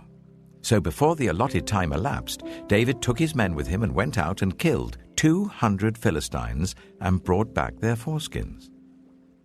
They counted out the full number to the king so that David might become the king's son-in-law. Then Saul gave him his daughter Michal in marriage. When Saul realized that the Lord was with David and that his daughter Michal loved David, Saul became still more afraid of him, and he remained his enemy for the rest of his days. The Philistine commanders continued to go out to battle, and as often as they did, David met with more success than the rest of Saul's officers, and his name became well known. 1 Samuel chapter 19. Saul told his son Jonathan and all the attendants to kill David. But Jonathan had taken a great liking to David and warned him, "My father Saul is looking for a chance to kill you. Be on your guard tomorrow morning. Go into hiding and stay there. I will go out and stand with my father in the field where you are. I'll speak to him about you and will tell you what I find out." Jonathan spoke well of David to Saul his father and said to him, "Let not the king do wrong to his servant David. He has not wronged you, and what he has done has benefited you greatly. He took his life in his hands when he killed the Philistine. The Lord won a great victory for all Israel, and you saw it and were glad. Why then would you do wrong to an innocent man like David by killing him for no reason?" Saul listened to Jonathan and took this oath, "As surely as the Lord lives, David will not be put to death." So Jonathan called David and told him the whole conversation. He brought him to Saul, and David was with Saul as before. Once more, war broke out, and David went out and fought the Philistines. He struck them with such force that they fled before him. But an evil spirit from the Lord came on Saul as he was sitting in his house with his spear in his hand. While David was playing the lyre, Saul tried to pin him to the wall with his spear, but David eluded him as Saul drove the spear into the wall. That night, David made good his escape. Saul sent men to David's house to watch it and to kill him in the morning. But Michal, David's wife, warned him, "If you don't run for your life tonight, tomorrow you'll be killed." So Michal let David down through a window, and he fled and escaped. Then Michal took an idol and laid it on the bed, covering it with a garment and putting some goat's hair at the head. When Saul sent the men to capture David, Michal said, "He is ill." Then Saul sent the men back to see David and told them, "Bring him up to me in his bed so that I may kill him." But when the men entered, there was the idol in the bed, and at the head was some goat's hair. Saul said to Michal, "Why did you deceive me like this and send my enemy away so that he escaped?" Michal told him, "He said to me, 'Let me get away. Why should I kill you?'" When David had fled and made his escape, he went to Samuel at Ramah and told him all that Saul had done to him. Then he and Samuel went to Naioth and stayed there. Word came to Saul, "David is in Naioth at Ramah." So he sent men to capture him. But when they saw a group of prophets prophesying, with Samuel standing there as their leader, the Spirit of God came on Saul's men, and they also prophesied. Saul was told about it, and he sent more men, and they prophesied too. Saul sent men a third time, and they also prophesied. Finally, he himself left for Ramah and went to the great cistern at Sikhu. And he asked, "Where are Samuel and David?" "Over in Naioth at Ramah," they said. So Saul went to Naioth at Ramah, but the Spirit of God came even on him. And he walked along prophesying until he came to Naioth. He stripped off his garments, and he too prophesied in Samuel's presence. He lay naked all that day and all that night. That is why people say, "Is Saul also among the prophets?" 1 Samuel chapter 20. Then David fled from Naioth at Ramah and went to Jonathan and asked, "What have I done? What is my crime? How have I wronged your father that he is trying to kill me?" "Never," Jonathan replied. "You're not going to die. Look, my father doesn't do anything great or small without letting me know. Why should he hide this from me? It isn't so." But David took an oath and said, "Your father knows very well that I have found favor in your eyes. And he has said to himself, 'Jonathan must not know this, or he will be grieved.' Yet as surely as the Lord lives and as you live, there is only a step between me and death." Jonathan said to David, "Whatever you want me to do, I'll do for you." So David said, "Look, tomorrow is the new moon feast, and I am supposed to dine with the king. But let me go and hide in the field until the evening of the day after tomorrow.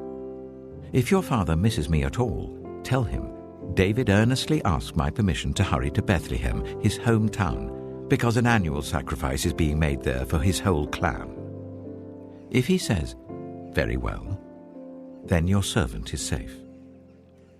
But if he loses his temper, you can be sure that he is determined to harm me. As for you, show kindness to your servant, for you have brought him into a covenant with you before the Lord. If I am guilty, then kill me yourself. Why hand me over to your father?" "Never," Jonathan said. "If I had the least inkling that my father was determined to harm you, wouldn't I tell you?" David asked, "Who will tell me if your father answers you harshly?" "Come," Jonathan said, "let's go out into the field." So they went there together. Then Jonathan said to David, "I swear by the Lord, the God of Israel, that I will surely sound out my father by this time the day after tomorrow. If he is favorably disposed towards you, will I not send you word and let you know? But if my father intends to harm you, may the Lord deal with me, be it ever so severely, if I do not let you know and send you away in peace. May the Lord be with you, as he has been with my father. But show me unfailing kindness like the Lord's kindness as long as I live, so that I may not be killed. And do not ever cut off your kindness from my family, not even when the Lord has cut off every one of David's enemies from the face of the earth." So Jonathan made a covenant with the house of David, saying, "May the Lord call David's enemies to account."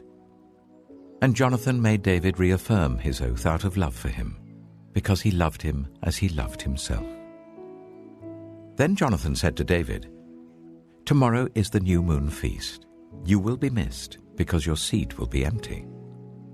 The day after tomorrow, towards evening, go to the place where you hid when this trouble began, and wait by the stone easel. I will shoot 3 arrows to the side of it, as though I were shooting at a target. Then I will send a boy and say, 'Go find the arrows.' If I say to him, 'Look, the arrows are on this side of you, bring them here,' then come, because as surely as the Lord lives, you are safe, there is no danger. But if I say to the boy, 'Look, the arrows are beyond you,' then you must go, because the Lord has sent you away. And about the matter you and I discussed, remember, the Lord is witness between you and me forever." So David hid in the field. And when the new moon feast came, the king sat down to eat.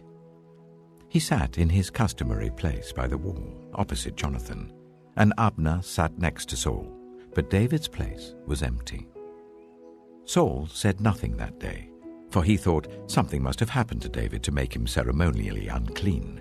Surely he is unclean. But the next day, the second day of the month, David's place was empty again. Then Saul said to his son Jonathan, "Why hasn't the son of Jesse come to the meal, either yesterday or today?" Jonathan answered, "David earnestly asked me for permission to go to Bethlehem. He said, 'Let me go because our family is observing a sacrifice in the town, and my brother has ordered me to be there. If I have found favor in your eyes, let me go to see my brothers.' That is why he has not come to the king's table." Saul's anger flared up at Jonathan, and he said to him, "You son of a perverse and rebellious woman! Don't I know that you have sided with the son of Jesse to your own shame, and to the shame of the mother who bore you? As long as the son of Jesse lives on this earth, neither you nor your kingdom will be established. Now send someone to bring him to me, for he must die." "Why should he be put to death? What has he done?" Jonathan asked his father. But Saul hurled his spear at him to kill him. Then Jonathan knew that his father intended to kill David. Jonathan got up from the table, in fierce anger. On that second day of the feast he did not eat, because he was grieved at his father's shameful treatment of David. In the morning, Jonathan went out to the field for his meeting with David. He had a small boy with him, and he said to the boy, "Run and find the arrows I shoot." As the boy ran, he shot an arrow beyond him.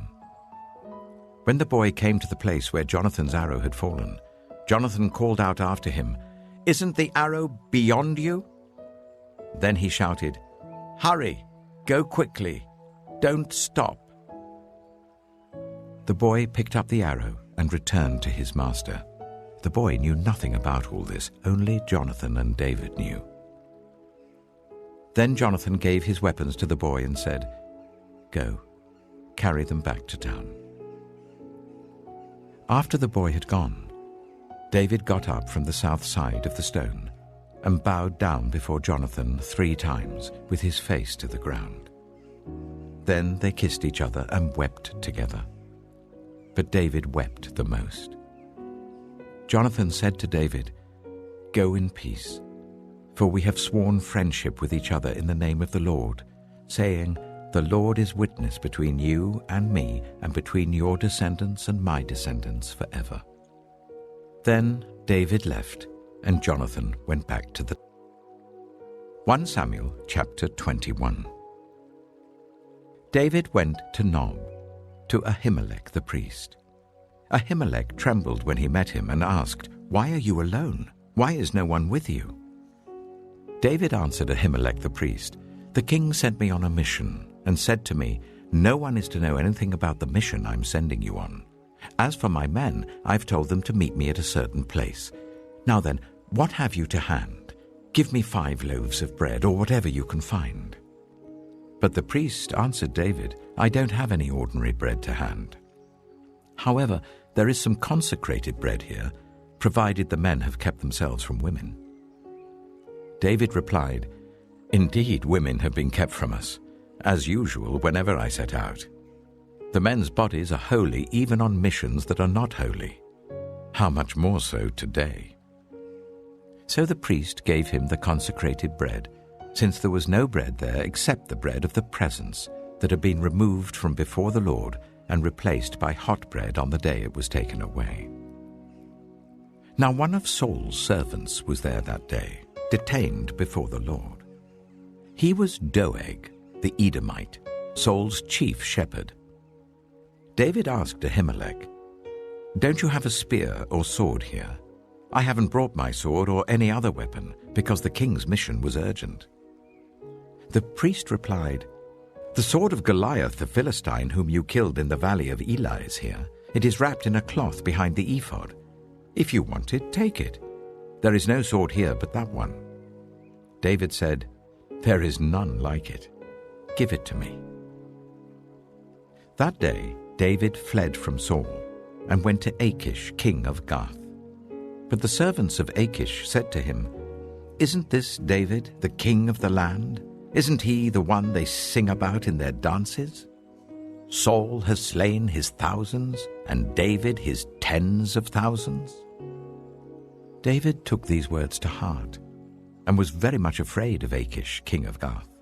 So he feigned insanity in their presence. And while he was in their hands, he acted like a madman, making marks on the doors of the gate and letting saliva run down his beard. Achish said to his servants, "Look at the man, he's insane. Why bring him to me? Am I so short of madmen that you have to bring this fellow here to carry on like this in front of me? Must this man come into my house?" 1 Samuel chapter 22. David left Gath and escaped to the cave of Adullam. When his brothers and his father's household heard about it, they went down to him there. All those who were in distress or in debt or discontented gathered round him, and he became their commander. About 400 men were with him. From there David went to Mizpah in Moab, and said to the king of Moab, "Would you let my father and mother come and stay with you until I learn what God will do for me?" So he left them with the king of Moab, and they stayed with him as long as David was in the stronghold. But the prophet Gad said to David, "Do not stay in the stronghold. Go into the land of Judah." So David left and went to the forest of Hereth. Now Saul heard that David and his men had been discovered, and Saul was seated, spear in hand, under the tamarisk tree on the hill at Gibeah, with all his officials standing at his side. He said to them, "Listen, men of Benjamin. Will the son of Jesse give all of you fields and vineyards? Will he make all of you commanders of thousands and commanders of hundreds? Is that why you've all conspired against me? No one tells me when my son makes a covenant with the son of Jesse. None of you is concerned about me or tells me that my son has incited my servant to lie in wait for me as he does today." But Doeg the Edomite, who was standing with Saul's officials, said, "I saw the son of Jesse come to Ahimelech, son of Ahitub at Nob. Ahimelech inquired of the Lord for him. He also gave him provisions and the sword of Goliath the Philistine." Then the king sent for the priest Ahimelech, son of Ahitub, and all the men of his family, who were the priests at Nob, and they all came to the king. Saul said, "Listen now, son of Ahitub." "Yes, my lord," he answered. Saul said to him, "Why have you conspired against me, you and the son of Jesse, giving him bread and a sword, and inquiring of God for him, so that he has rebelled against me and lies in wait for me, as he does today?" Ahimelech answered the king, "Who of all your servants is as loyal as David, the king's son-in-law, captain of your bodyguard, and highly respected in your household? Was that day the first time I inquired of God for him? Of course not. Let not the king accuse your servant or any of his father's family, for your servant knows nothing at all about this whole affair." But the king said, "You shall surely die, Ahimelech, you and your whole family." Then the king ordered the guards at his side, "Turn and kill the priests of the Lord, because they too have sided with David. They knew he was fleeing, yet they did not tell me." But the king's officials were unwilling to raise a hand to strike the priests of the Lord. The king then ordered Doeg, "You turn and strike down the priests." So Doeg the Edomite turned and struck them down. That day he killed 85 men who wore the linen ephod. He also put to the sword Nob, the town of the priests, with its men and women, its children and infants, and its cattle, donkeys, and sheep.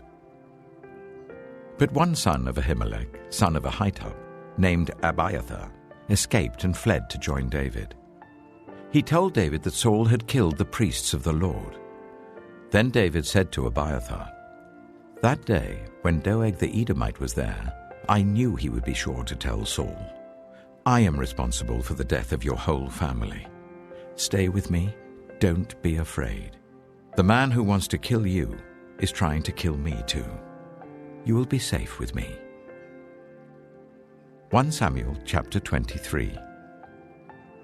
When David was told, "Look, the Philistines are fighting against Keilah and are looting the threshing floors," he inquired of the Lord, saying, "Shall I go and attack these Philistines?" The Lord answered him, "Go, attack the Philistines, and save Keilah." But David's men said to him, "Here in Judah we are afraid. How much more then if we go to Keilah against the Philistine forces?" Once again David inquired of the Lord, and the Lord answered him, "Go down to Keilah, for I am going to give the Philistines into your hand." So David and his men went to Keilah, fought the Philistines, and carried off their livestock.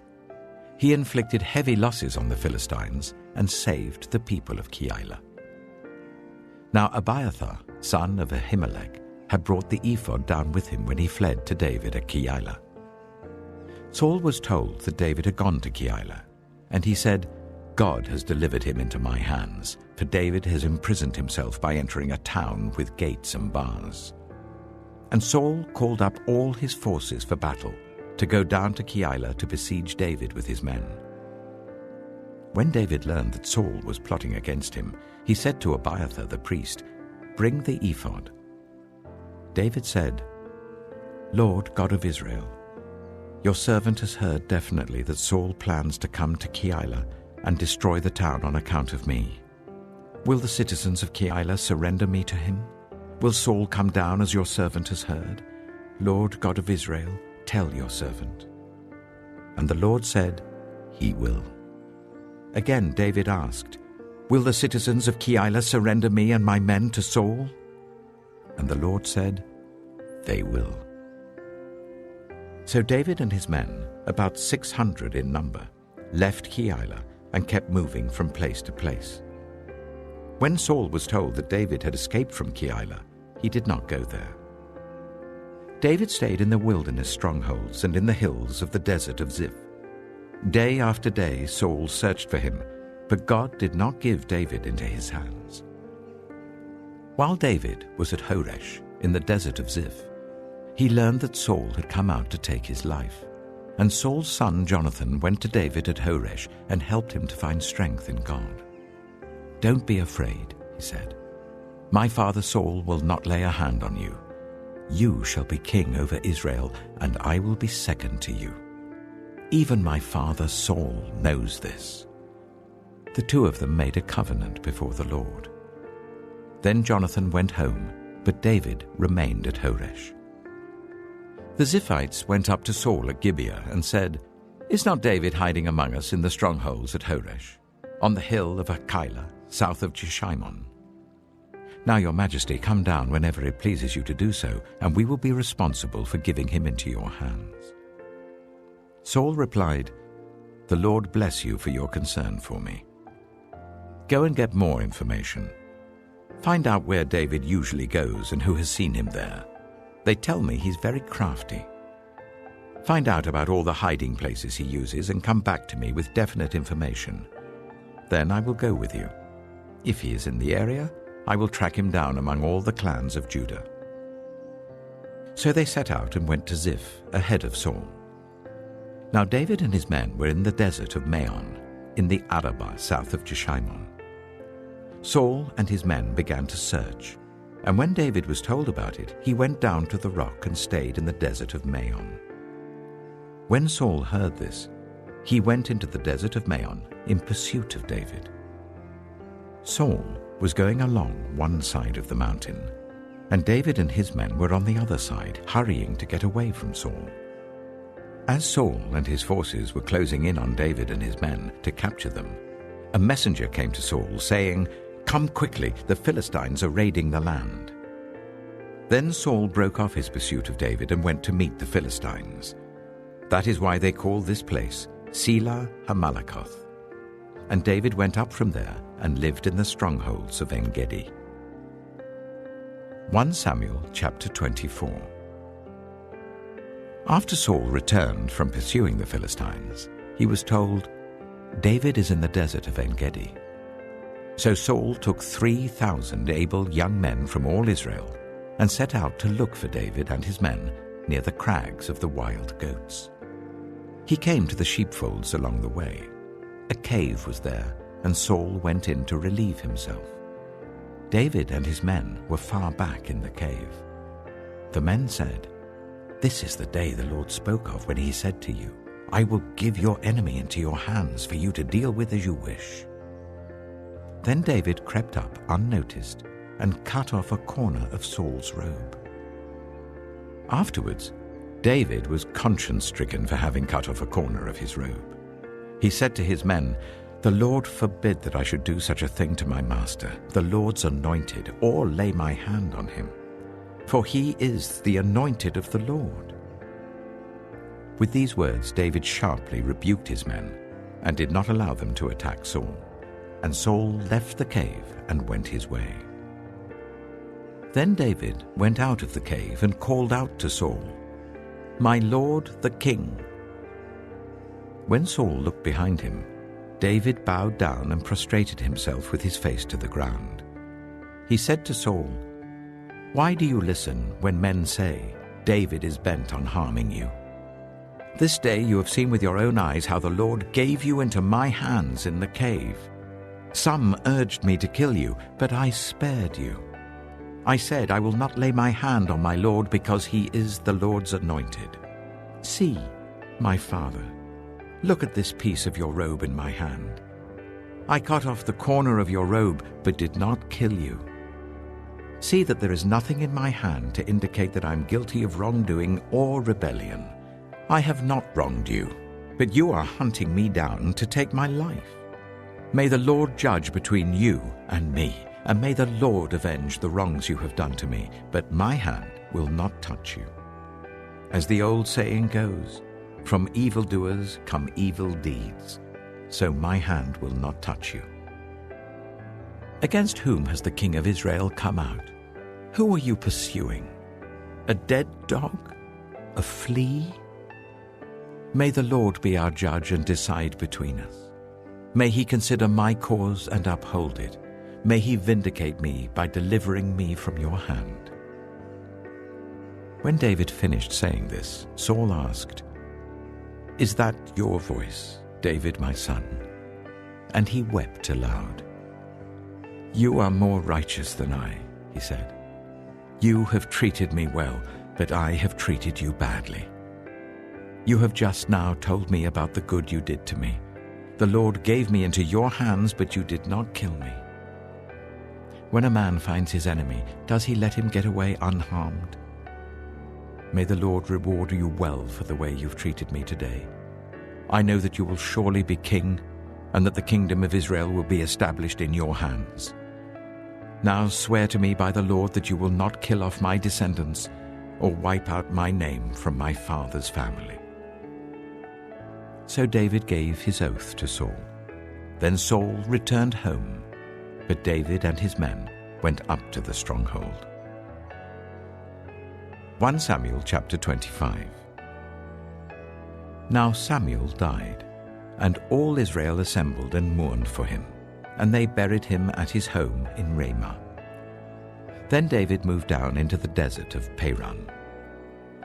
A certain man in Maon, who had property there at Carmel, was very wealthy. He had 1,000 goats and 3,000 sheep, which he was shearing in Carmel. His name was Nabal, and his wife's name was Abigail. She was an intelligent and beautiful woman, but her husband was surly and mean in his dealings. He was a Calebite. While David was in the wilderness, he heard that Nabal was shearing sheep. So he sent 10 young men and said to them, "Go up to Nabal at Carmel and greet him in my name. Say to him, 'Long life to you, good health to you and your household, and good health to all that is yours. Now I hear that it is sheep shearing time. When your shepherds were with us, we did not ill-treat them, and the whole time they were at Carmel, nothing of theirs was missing. Ask your own servants, and they will tell you. Therefore be favorable towards my men, since we come at a festive time. Please give your servants and your son David whatever you can find for them." When David's men arrived, they gave Nabal this message in David's name. Then they waited. Nabal answered David's servant, "Who is this David? Who is this son of Jesse? Many servants are breaking away from their masters these days. Why should I take my bread and water and the meat I've slaughtered for my shearers and give it to men coming from who knows where?" David's men turned round and went back. When they arrived, they reported every word.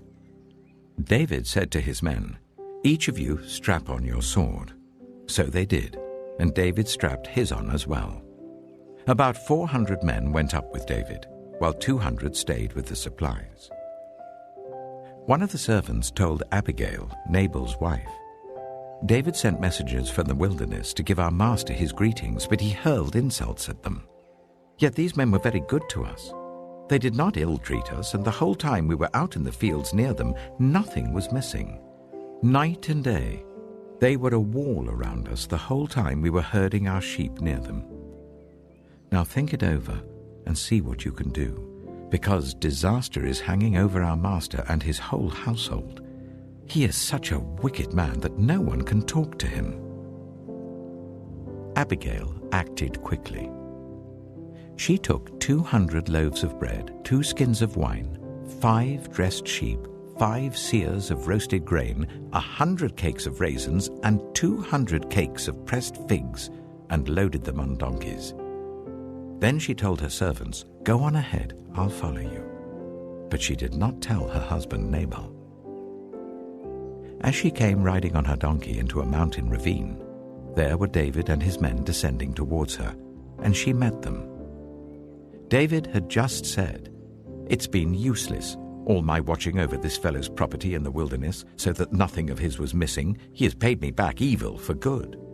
May God deal with David, be it ever so severely, if by morning I leave alive one male of all who belong to him." When Abigail saw David, she quickly got off her donkey and bowed down before David with her face to the ground. She fell at his feet and said, "Pardon your servant, my lord, and let me speak to you. Hear what your servant has to say. Please pay no attention, my lord, to that wicked man Nabal. He is just like his name. His name means fool, and folly goes with him. As for me, your servant, I did not see the men my lord sent. And now, my lord, as surely as the Lord your God lives and as you live, since the Lord has kept you from bloodshed and from avenging yourself with your own hands, may your enemies and all who are intent on harming my lord be like Nabal. And let this gift which your servant has brought to my lord be given to the men who follow you. Please forgive your servant's presumption. The Lord your God will certainly make a lasting dynasty for my lord, because you fight the Lord's battles, and no wrongdoing will be found in you as long as you live. Even though someone is pursuing you to take your life, the life of my lord will be bound securely in the bundle of the living by the Lord your God, but the lives of your enemies he will hurl away as from the pocket of a sling. When the Lord has fulfilled for my lord every good thing he promised concerning him, and has appointed him ruler over Israel, my lord will not have on his conscience the staggering burden of needless bloodshed or of having avenged himself. And when the Lord your God has brought my lord success, remember your servant." David said to Abigail, "Praise be to the Lord, the God of Israel, who has sent you today to meet me. May you be blessed for your good judgment and for keeping me from bloodshed this day and from avenging myself with my own hands. Otherwise, as surely as the Lord, the God of Israel, lives, who has kept me from harming you, if you had not come quickly to meet me, not one male belonging to Nabal would have been left alive by daybreak." Then David accepted from her hand what she had brought to him and said, "Go home in peace. I have heard your words and granted your request." When Abigail went to Nabal, he was in the house holding a banquet like that of a king. He was in high spirits and very drunk. So she told him nothing at all until daybreak. Then, in the morning, when Nabal was sober, his wife told him all these things, and his heart failed him, and he became like a stone. About 10 days later, the Lord struck Nabal, and he died. When David heard that Nabal was dead, he said, "Praise be to the Lord, who has upheld my cause against Nabal for treating me with contempt. He has kept his servant from doing wrong and has brought Nabal's wrongdoing down on his own head." Then David sent word to Abigail, asking her to become his wife. His servants went to Carmel and said to Abigail, "David has sent us to you to take you to become his wife." She bowed down with her face to the ground and said, "I am your servant, and am ready to serve you and wash the feet of my Lord's servants." Abigail quickly got on a donkey, and attended by her 5 female servants, went with David's messengers and became his wife. David had also married Ahinoam of Jezreel, and they were both his wives. But Saul had given his daughter Michal, David's wife, to Paltiel, son of Laish, who was from 1 Samuel chapter 26. The Ziphites went to Saul at Gibeah and said, "Is not David hiding on the hill of Hachilah?" which faces Jeshimon. So Saul went down to the desert of Ziph with his 3,000 select Israelite troops to search there for David. Saul made his camp beside the road on the hill of Hachilah facing Jeshimon, but David stayed in the wilderness. When he saw that Saul had followed him there, he sent out scouts and learned that Saul had definitely arrived. Then David set out and went to the place where Saul had camped. He saw where Saul and Abner, son of Ner, the commander of the army, had lain down. Saul was lying inside the camp, with the army camped around him.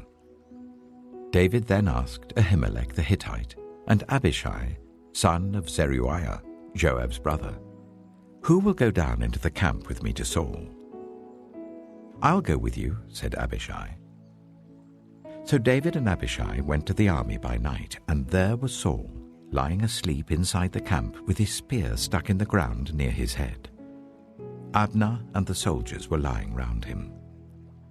Abishai said to David, "Today God has given your enemy into your hands. Now let me pin him to the ground with one thrust of the spear. I won't strike him twice." But David said to Abishai, "Don't destroy him. Who can lay a hand on the Lord's anointed and be guiltless? As surely as the Lord lives," he said, "the Lord himself will strike him, or his time will come and he will die, or he will go into battle and perish. But the Lord forbid that I should lay a hand on the Lord's anointed. Now get the spear and water jug that are near his head, and let's go." So David took the spear and water jug near Saul's head, and they left. No one saw or knew about it, nor did anyone wake up. They were all sleeping, because the Lord had put them into a deep sleep. Then David crossed over to the other side and stood on top of the hill some distance away. There was a wide space between them. He called out to the army and to Abner, son of Ner, "Aren't you going to answer me, Abner?" Abner replied, "Who are you who calls to the king?" David said, "You're a man, aren't you? And who is like you in Israel? Why didn't you guard your lord the king? Someone came to destroy your lord the king. What you have done is not good. As surely as the Lord lives, you and your men must die, because you did not guard your master, the Lord's anointed. Look around you. Where are the king's spear and water jug that were near his head?" Saul recognized David's voice and said, "Is that your voice, David, my son?" David replied, "Yes, it is, my lord the king." And he added, "Why is my lord pursuing his servant? What have I done, and what wrong am I guilty of? Now let my lord the king listen to his servant's words. If the Lord has incited you against me, then may he accept an offering. If, however, people have done it, may they be cursed before the Lord. They have driven me today from my share in the Lord's inheritance and have said, 'Go serve other gods.' Now do not let my blood fall to the ground far from the presence of the Lord. The king of Israel has come out to look for a flea as one hunts a partridge in the mountains." Then Saul said, "I have sinned. Come back, David, my son. Because you considered my life precious today, I will not try to harm you again. Surely I have acted like a fool and have been terribly wrong."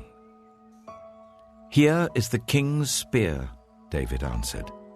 "Let one of your young men come over and get it.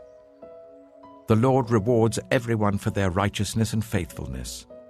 The Lord gave you into my hands today, but I would not lay a hand on the Lord's anointed.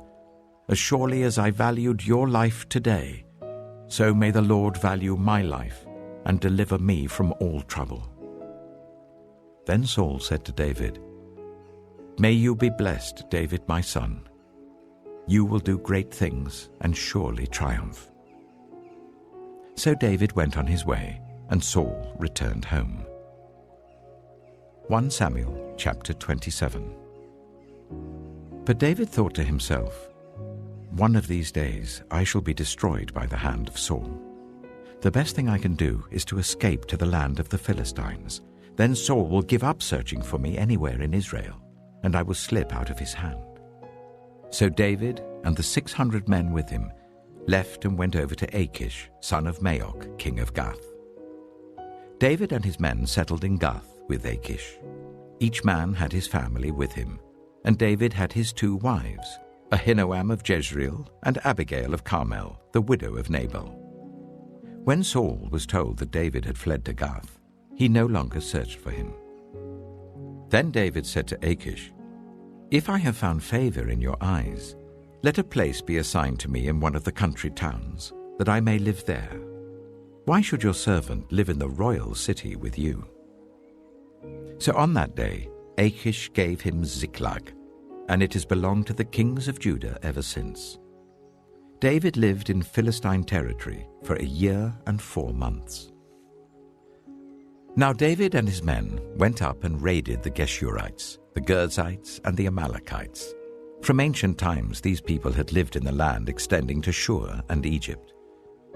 Whenever David attacked an area, he did not leave a man or woman alive, but took sheep and cattle, donkeys and camels, and clothes. Then he returned to Achish. When Achish asked, "Where did you go raiding today?"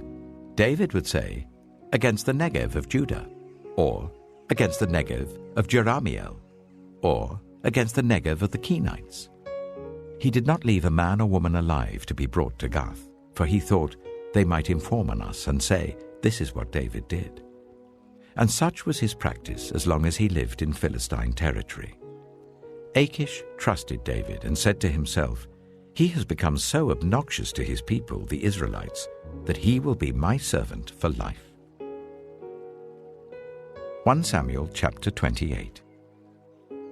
In those days, the Philistines gathered their forces to fight against Israel. Achish said to David, "You must understand that you and your men will accompany me in the army." David said, "Then you will see for yourself what your servant can do." Achish replied, "Very well. I will make you my bodyguard for life." Now Samuel was dead, and all Israel had mourned for him and buried him in his own town of Ramah. Saul had expelled the mediums and spiritists from the land. The Philistines assembled and came up and set up camp at Shunem, while Saul gathered all Israel and set up camp at Gilboa. When Saul saw the Philistine army, he was afraid. Terror filled his heart. He inquired of the Lord, but the Lord did not answer him by dreams or Urim or prophets. Saul then said to his attendants, "Find me a woman who is a medium, so that I may go and inquire of her." "There is one in Endor," they said. So Saul disguised himself, putting on other clothes, and at night he and 2 men went to the woman. "Consult a spirit for me," he said, "and bring up for me the one I name." But the woman said to him, "Surely you know what Saul has done. He has cut off the mediums and spiritists from the land. Why have you set a trap for my life to bring about my death?" Saul swore to her by the Lord, "As surely as the Lord lives, you will not be punished for this." Then the woman asked, "Whom shall I bring up for you?" "Bring up Samuel," he said. When the woman saw Samuel, she cried out at the top of her voice and said to Saul, "Why have you deceived me? You are Saul." The king said to her, "Don't be afraid. What do you see?" The woman said, "I see a ghostly figure coming up out of the earth." "What does he look like?" he asked. "An old man wearing a robe is coming up," she said. Then Saul knew it was Samuel, and he bowed down and prostrated himself with his face to the ground. Samuel said to Saul, "Why have you disturbed me by bringing me up?" "I am in great distress," Saul said. "The Philistines are fighting against me, and God has departed from me. He no longer answers me either by prophets or by dreams. So I have called on you to tell me what to do." Samuel said, "Why do you consult me, now that the Lord has departed from you and become your enemy? The Lord has done what he predicted through me. The Lord has torn the kingdom out of your hands and given it to one of your neighbors, to David. Because you did not obey the Lord or carry out his fierce wrath against the Amalekites, the Lord has done this to you today. The Lord will deliver both Israel and you into the hands of the Philistines, and tomorrow you and your sons will be with me. The Lord will also give the army of Israel into the hands of the Philistines." Immediately, Saul fell full length on the ground, filled with fear because of Samuel's words. His strength was gone, for he had eaten nothing all that day and all that night.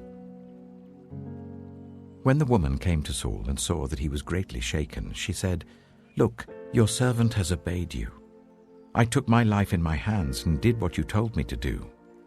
Now please listen to your servant and let me give you some food, so that you may eat and have the strength to go on your way."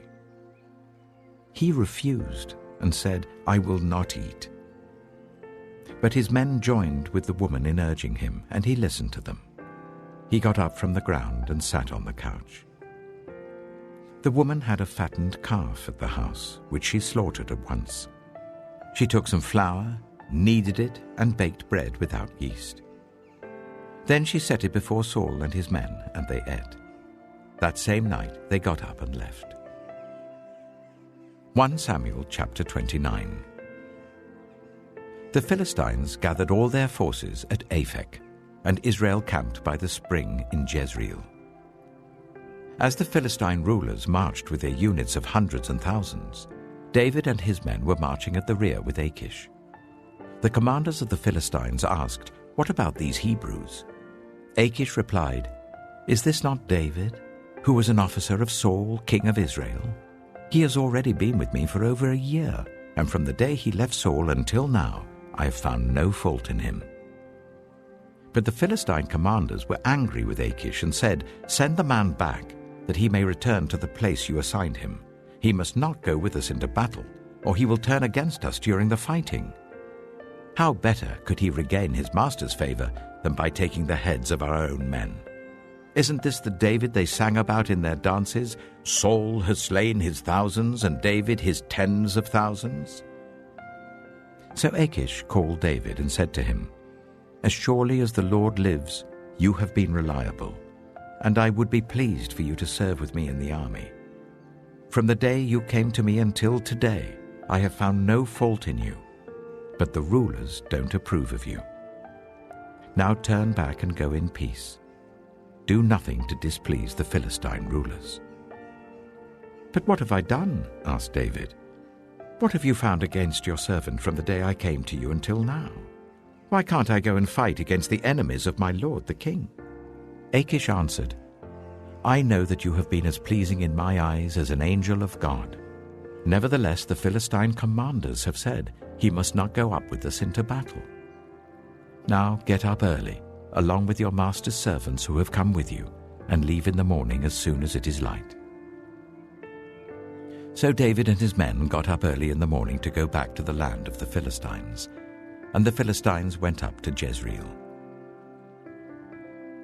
1 Samuel chapter 30.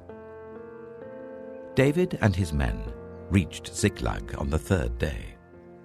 Now the Amalekites had raided the Negev and Ziklag. They had attacked Ziklag and burned it, and had taken captive the women and everyone else in it, both young and old. They killed none of them, but carried them off as they went on their way. When David and his men reached Ziklag, they found it destroyed by fire, and their wives and sons and daughters taken captive. So David and his men wept aloud until they had no strength left to weep. David's 2 wives had been captured, Ahinoam of Jezreel and Abigail, the widow of Nabal of Carmel. David was greatly distressed because the men were talking of stoning him. Each one was bitter in spirit because of his sons and daughters. But David found strength in the Lord his God. Then David said to Abiathar the priest, the son of Ahimelech, "Bring me the ephod." Abiathar brought it to him, and David inquired of the Lord, "Shall I pursue this raiding party? Will I overtake them?" "Pursue them," he answered. "You will certainly overtake them and succeed in the rescue." David and 600 men with him came to the Bezor valley, where some stayed behind. 200 of them were too exhausted to cross the valley, But David and the other 400 continued the pursuit. They found an Egyptian in a field and brought him to David. They gave him water to drink and food to eat, part of a cake of pressed figs and 2 cakes of raisins. He ate and was revived, for he had not eaten any food or drunk any water for 3 days and 3 nights. David asked him, "Who do you belong to? Where do you come from?" He said, "I am an Egyptian, the slave of an Amalekite. My master abandoned me when I became ill 3 days ago. We raided the Negev of the Kirithites, some territory belonging to Judah, and the Negev of Caleb, and we burned Ziklag." David asked him, "Can you lead me down to this raiding party?" He said, "Swear to me before God that you will not kill me or hand me over to my master, and I will take you down to them." He led David down, and there they were, scattered over the countryside, eating, drinking, and reveling because of the great amount of plunder they had taken from the land of the Philistines and from Judah. David fought them from dusk until the evening of the next day, and none of them got away except 400 young men who rode off on camels and fled. David recovered everything the Amalekites had taken, including his 2 wives. Nothing was missing. Young or old, boy or girl, plunder or anything else they had taken, David brought everything back. He took all the flocks and herds, and his men drove them ahead of the other livestock, saying, "This is David's plunder." Then David came to the 200 men who had been too exhausted to follow him, and who were left behind at the Bezor valley. They came out to meet David and the men with him. As David and his men approached, he asked them how they were. But all the evil men and troublemakers among David's followers said, "Because they did not go out with us, we will not share with them the plunder we recovered. However, each man may take his wife and children and go." David replied, "No, my brothers, you must not do that with what the Lord has given us. He has protected us and delivered into our hands the raiding party that came against us. Who will listen to what you say?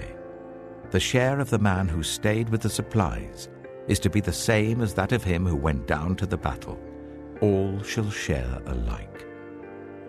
David made this a statute and ordinance for Israel from that day to this. When David reached Ziklag, he sent some of the plunder to the elders of Judah who were his friends, saying, "Here is a gift for you from the plunder of the Lord's enemies." David sent it to those who were in Bethel, Ramoth Negev, and Yattah, to those in Aroah, Siphmoth, and Eshtemoa, and Rachal, to those in the towns of the Jerahmeelites and the Kenites, to those in Hormah, Bor-Ashan, Athak, and Hebron, and to those in all the other places where he and his men had roamed. 1 Samuel chapter 31. Now the Philistines fought against Israel. The Israelites fled before them, and many fell dead on Mount Gilboa. The Philistines were in hot pursuit of Saul and his sons, and they killed his sons Jonathan, Abinadab, and Malchishua. The fighting grew fierce around Saul, and when the archers overtook him, they wounded him critically. Saul said to his armor-bearer, "Draw your sword and run me through, or these uncircumcised fellows will come and run me through and abuse me." But the armor-bearer was terrified and would not do it. So Saul took his own sword and fell on it. When the armor-bearer saw that Saul was dead, he too fell on his sword and died with him. So Saul and his 3 sons and his armor-bearer and all his men died together that same day. When the Israelites along the valley and those across the Jordan saw that the Israelite army had fled and that Saul and his sons had died, they abandoned their towns and fled. And the Philistines came and occupied them. The next day, when the Philistines came to strip the dead, they found Saul and his 3 sons fallen on Mount Gilboa. They cut off his head and stripped off his armor, and they sent messengers throughout the land of the Philistines to proclaim the news in the temple of their idols and among their people. They put his armor in the temple of the Ashtoreths and fastened his body to the wall of Beth-shan. When the people of Jabesh-Gilead heard what the Philistines had done to Saul, all their valiant men marched through the night to Beth-shan. They took down the bodies of Saul and his sons from the wall of Beth-shan and went to Jabesh, where they burned them. Then they took their bones and buried them under a tamarisk tree at Jabesh, and they fasted 7 days.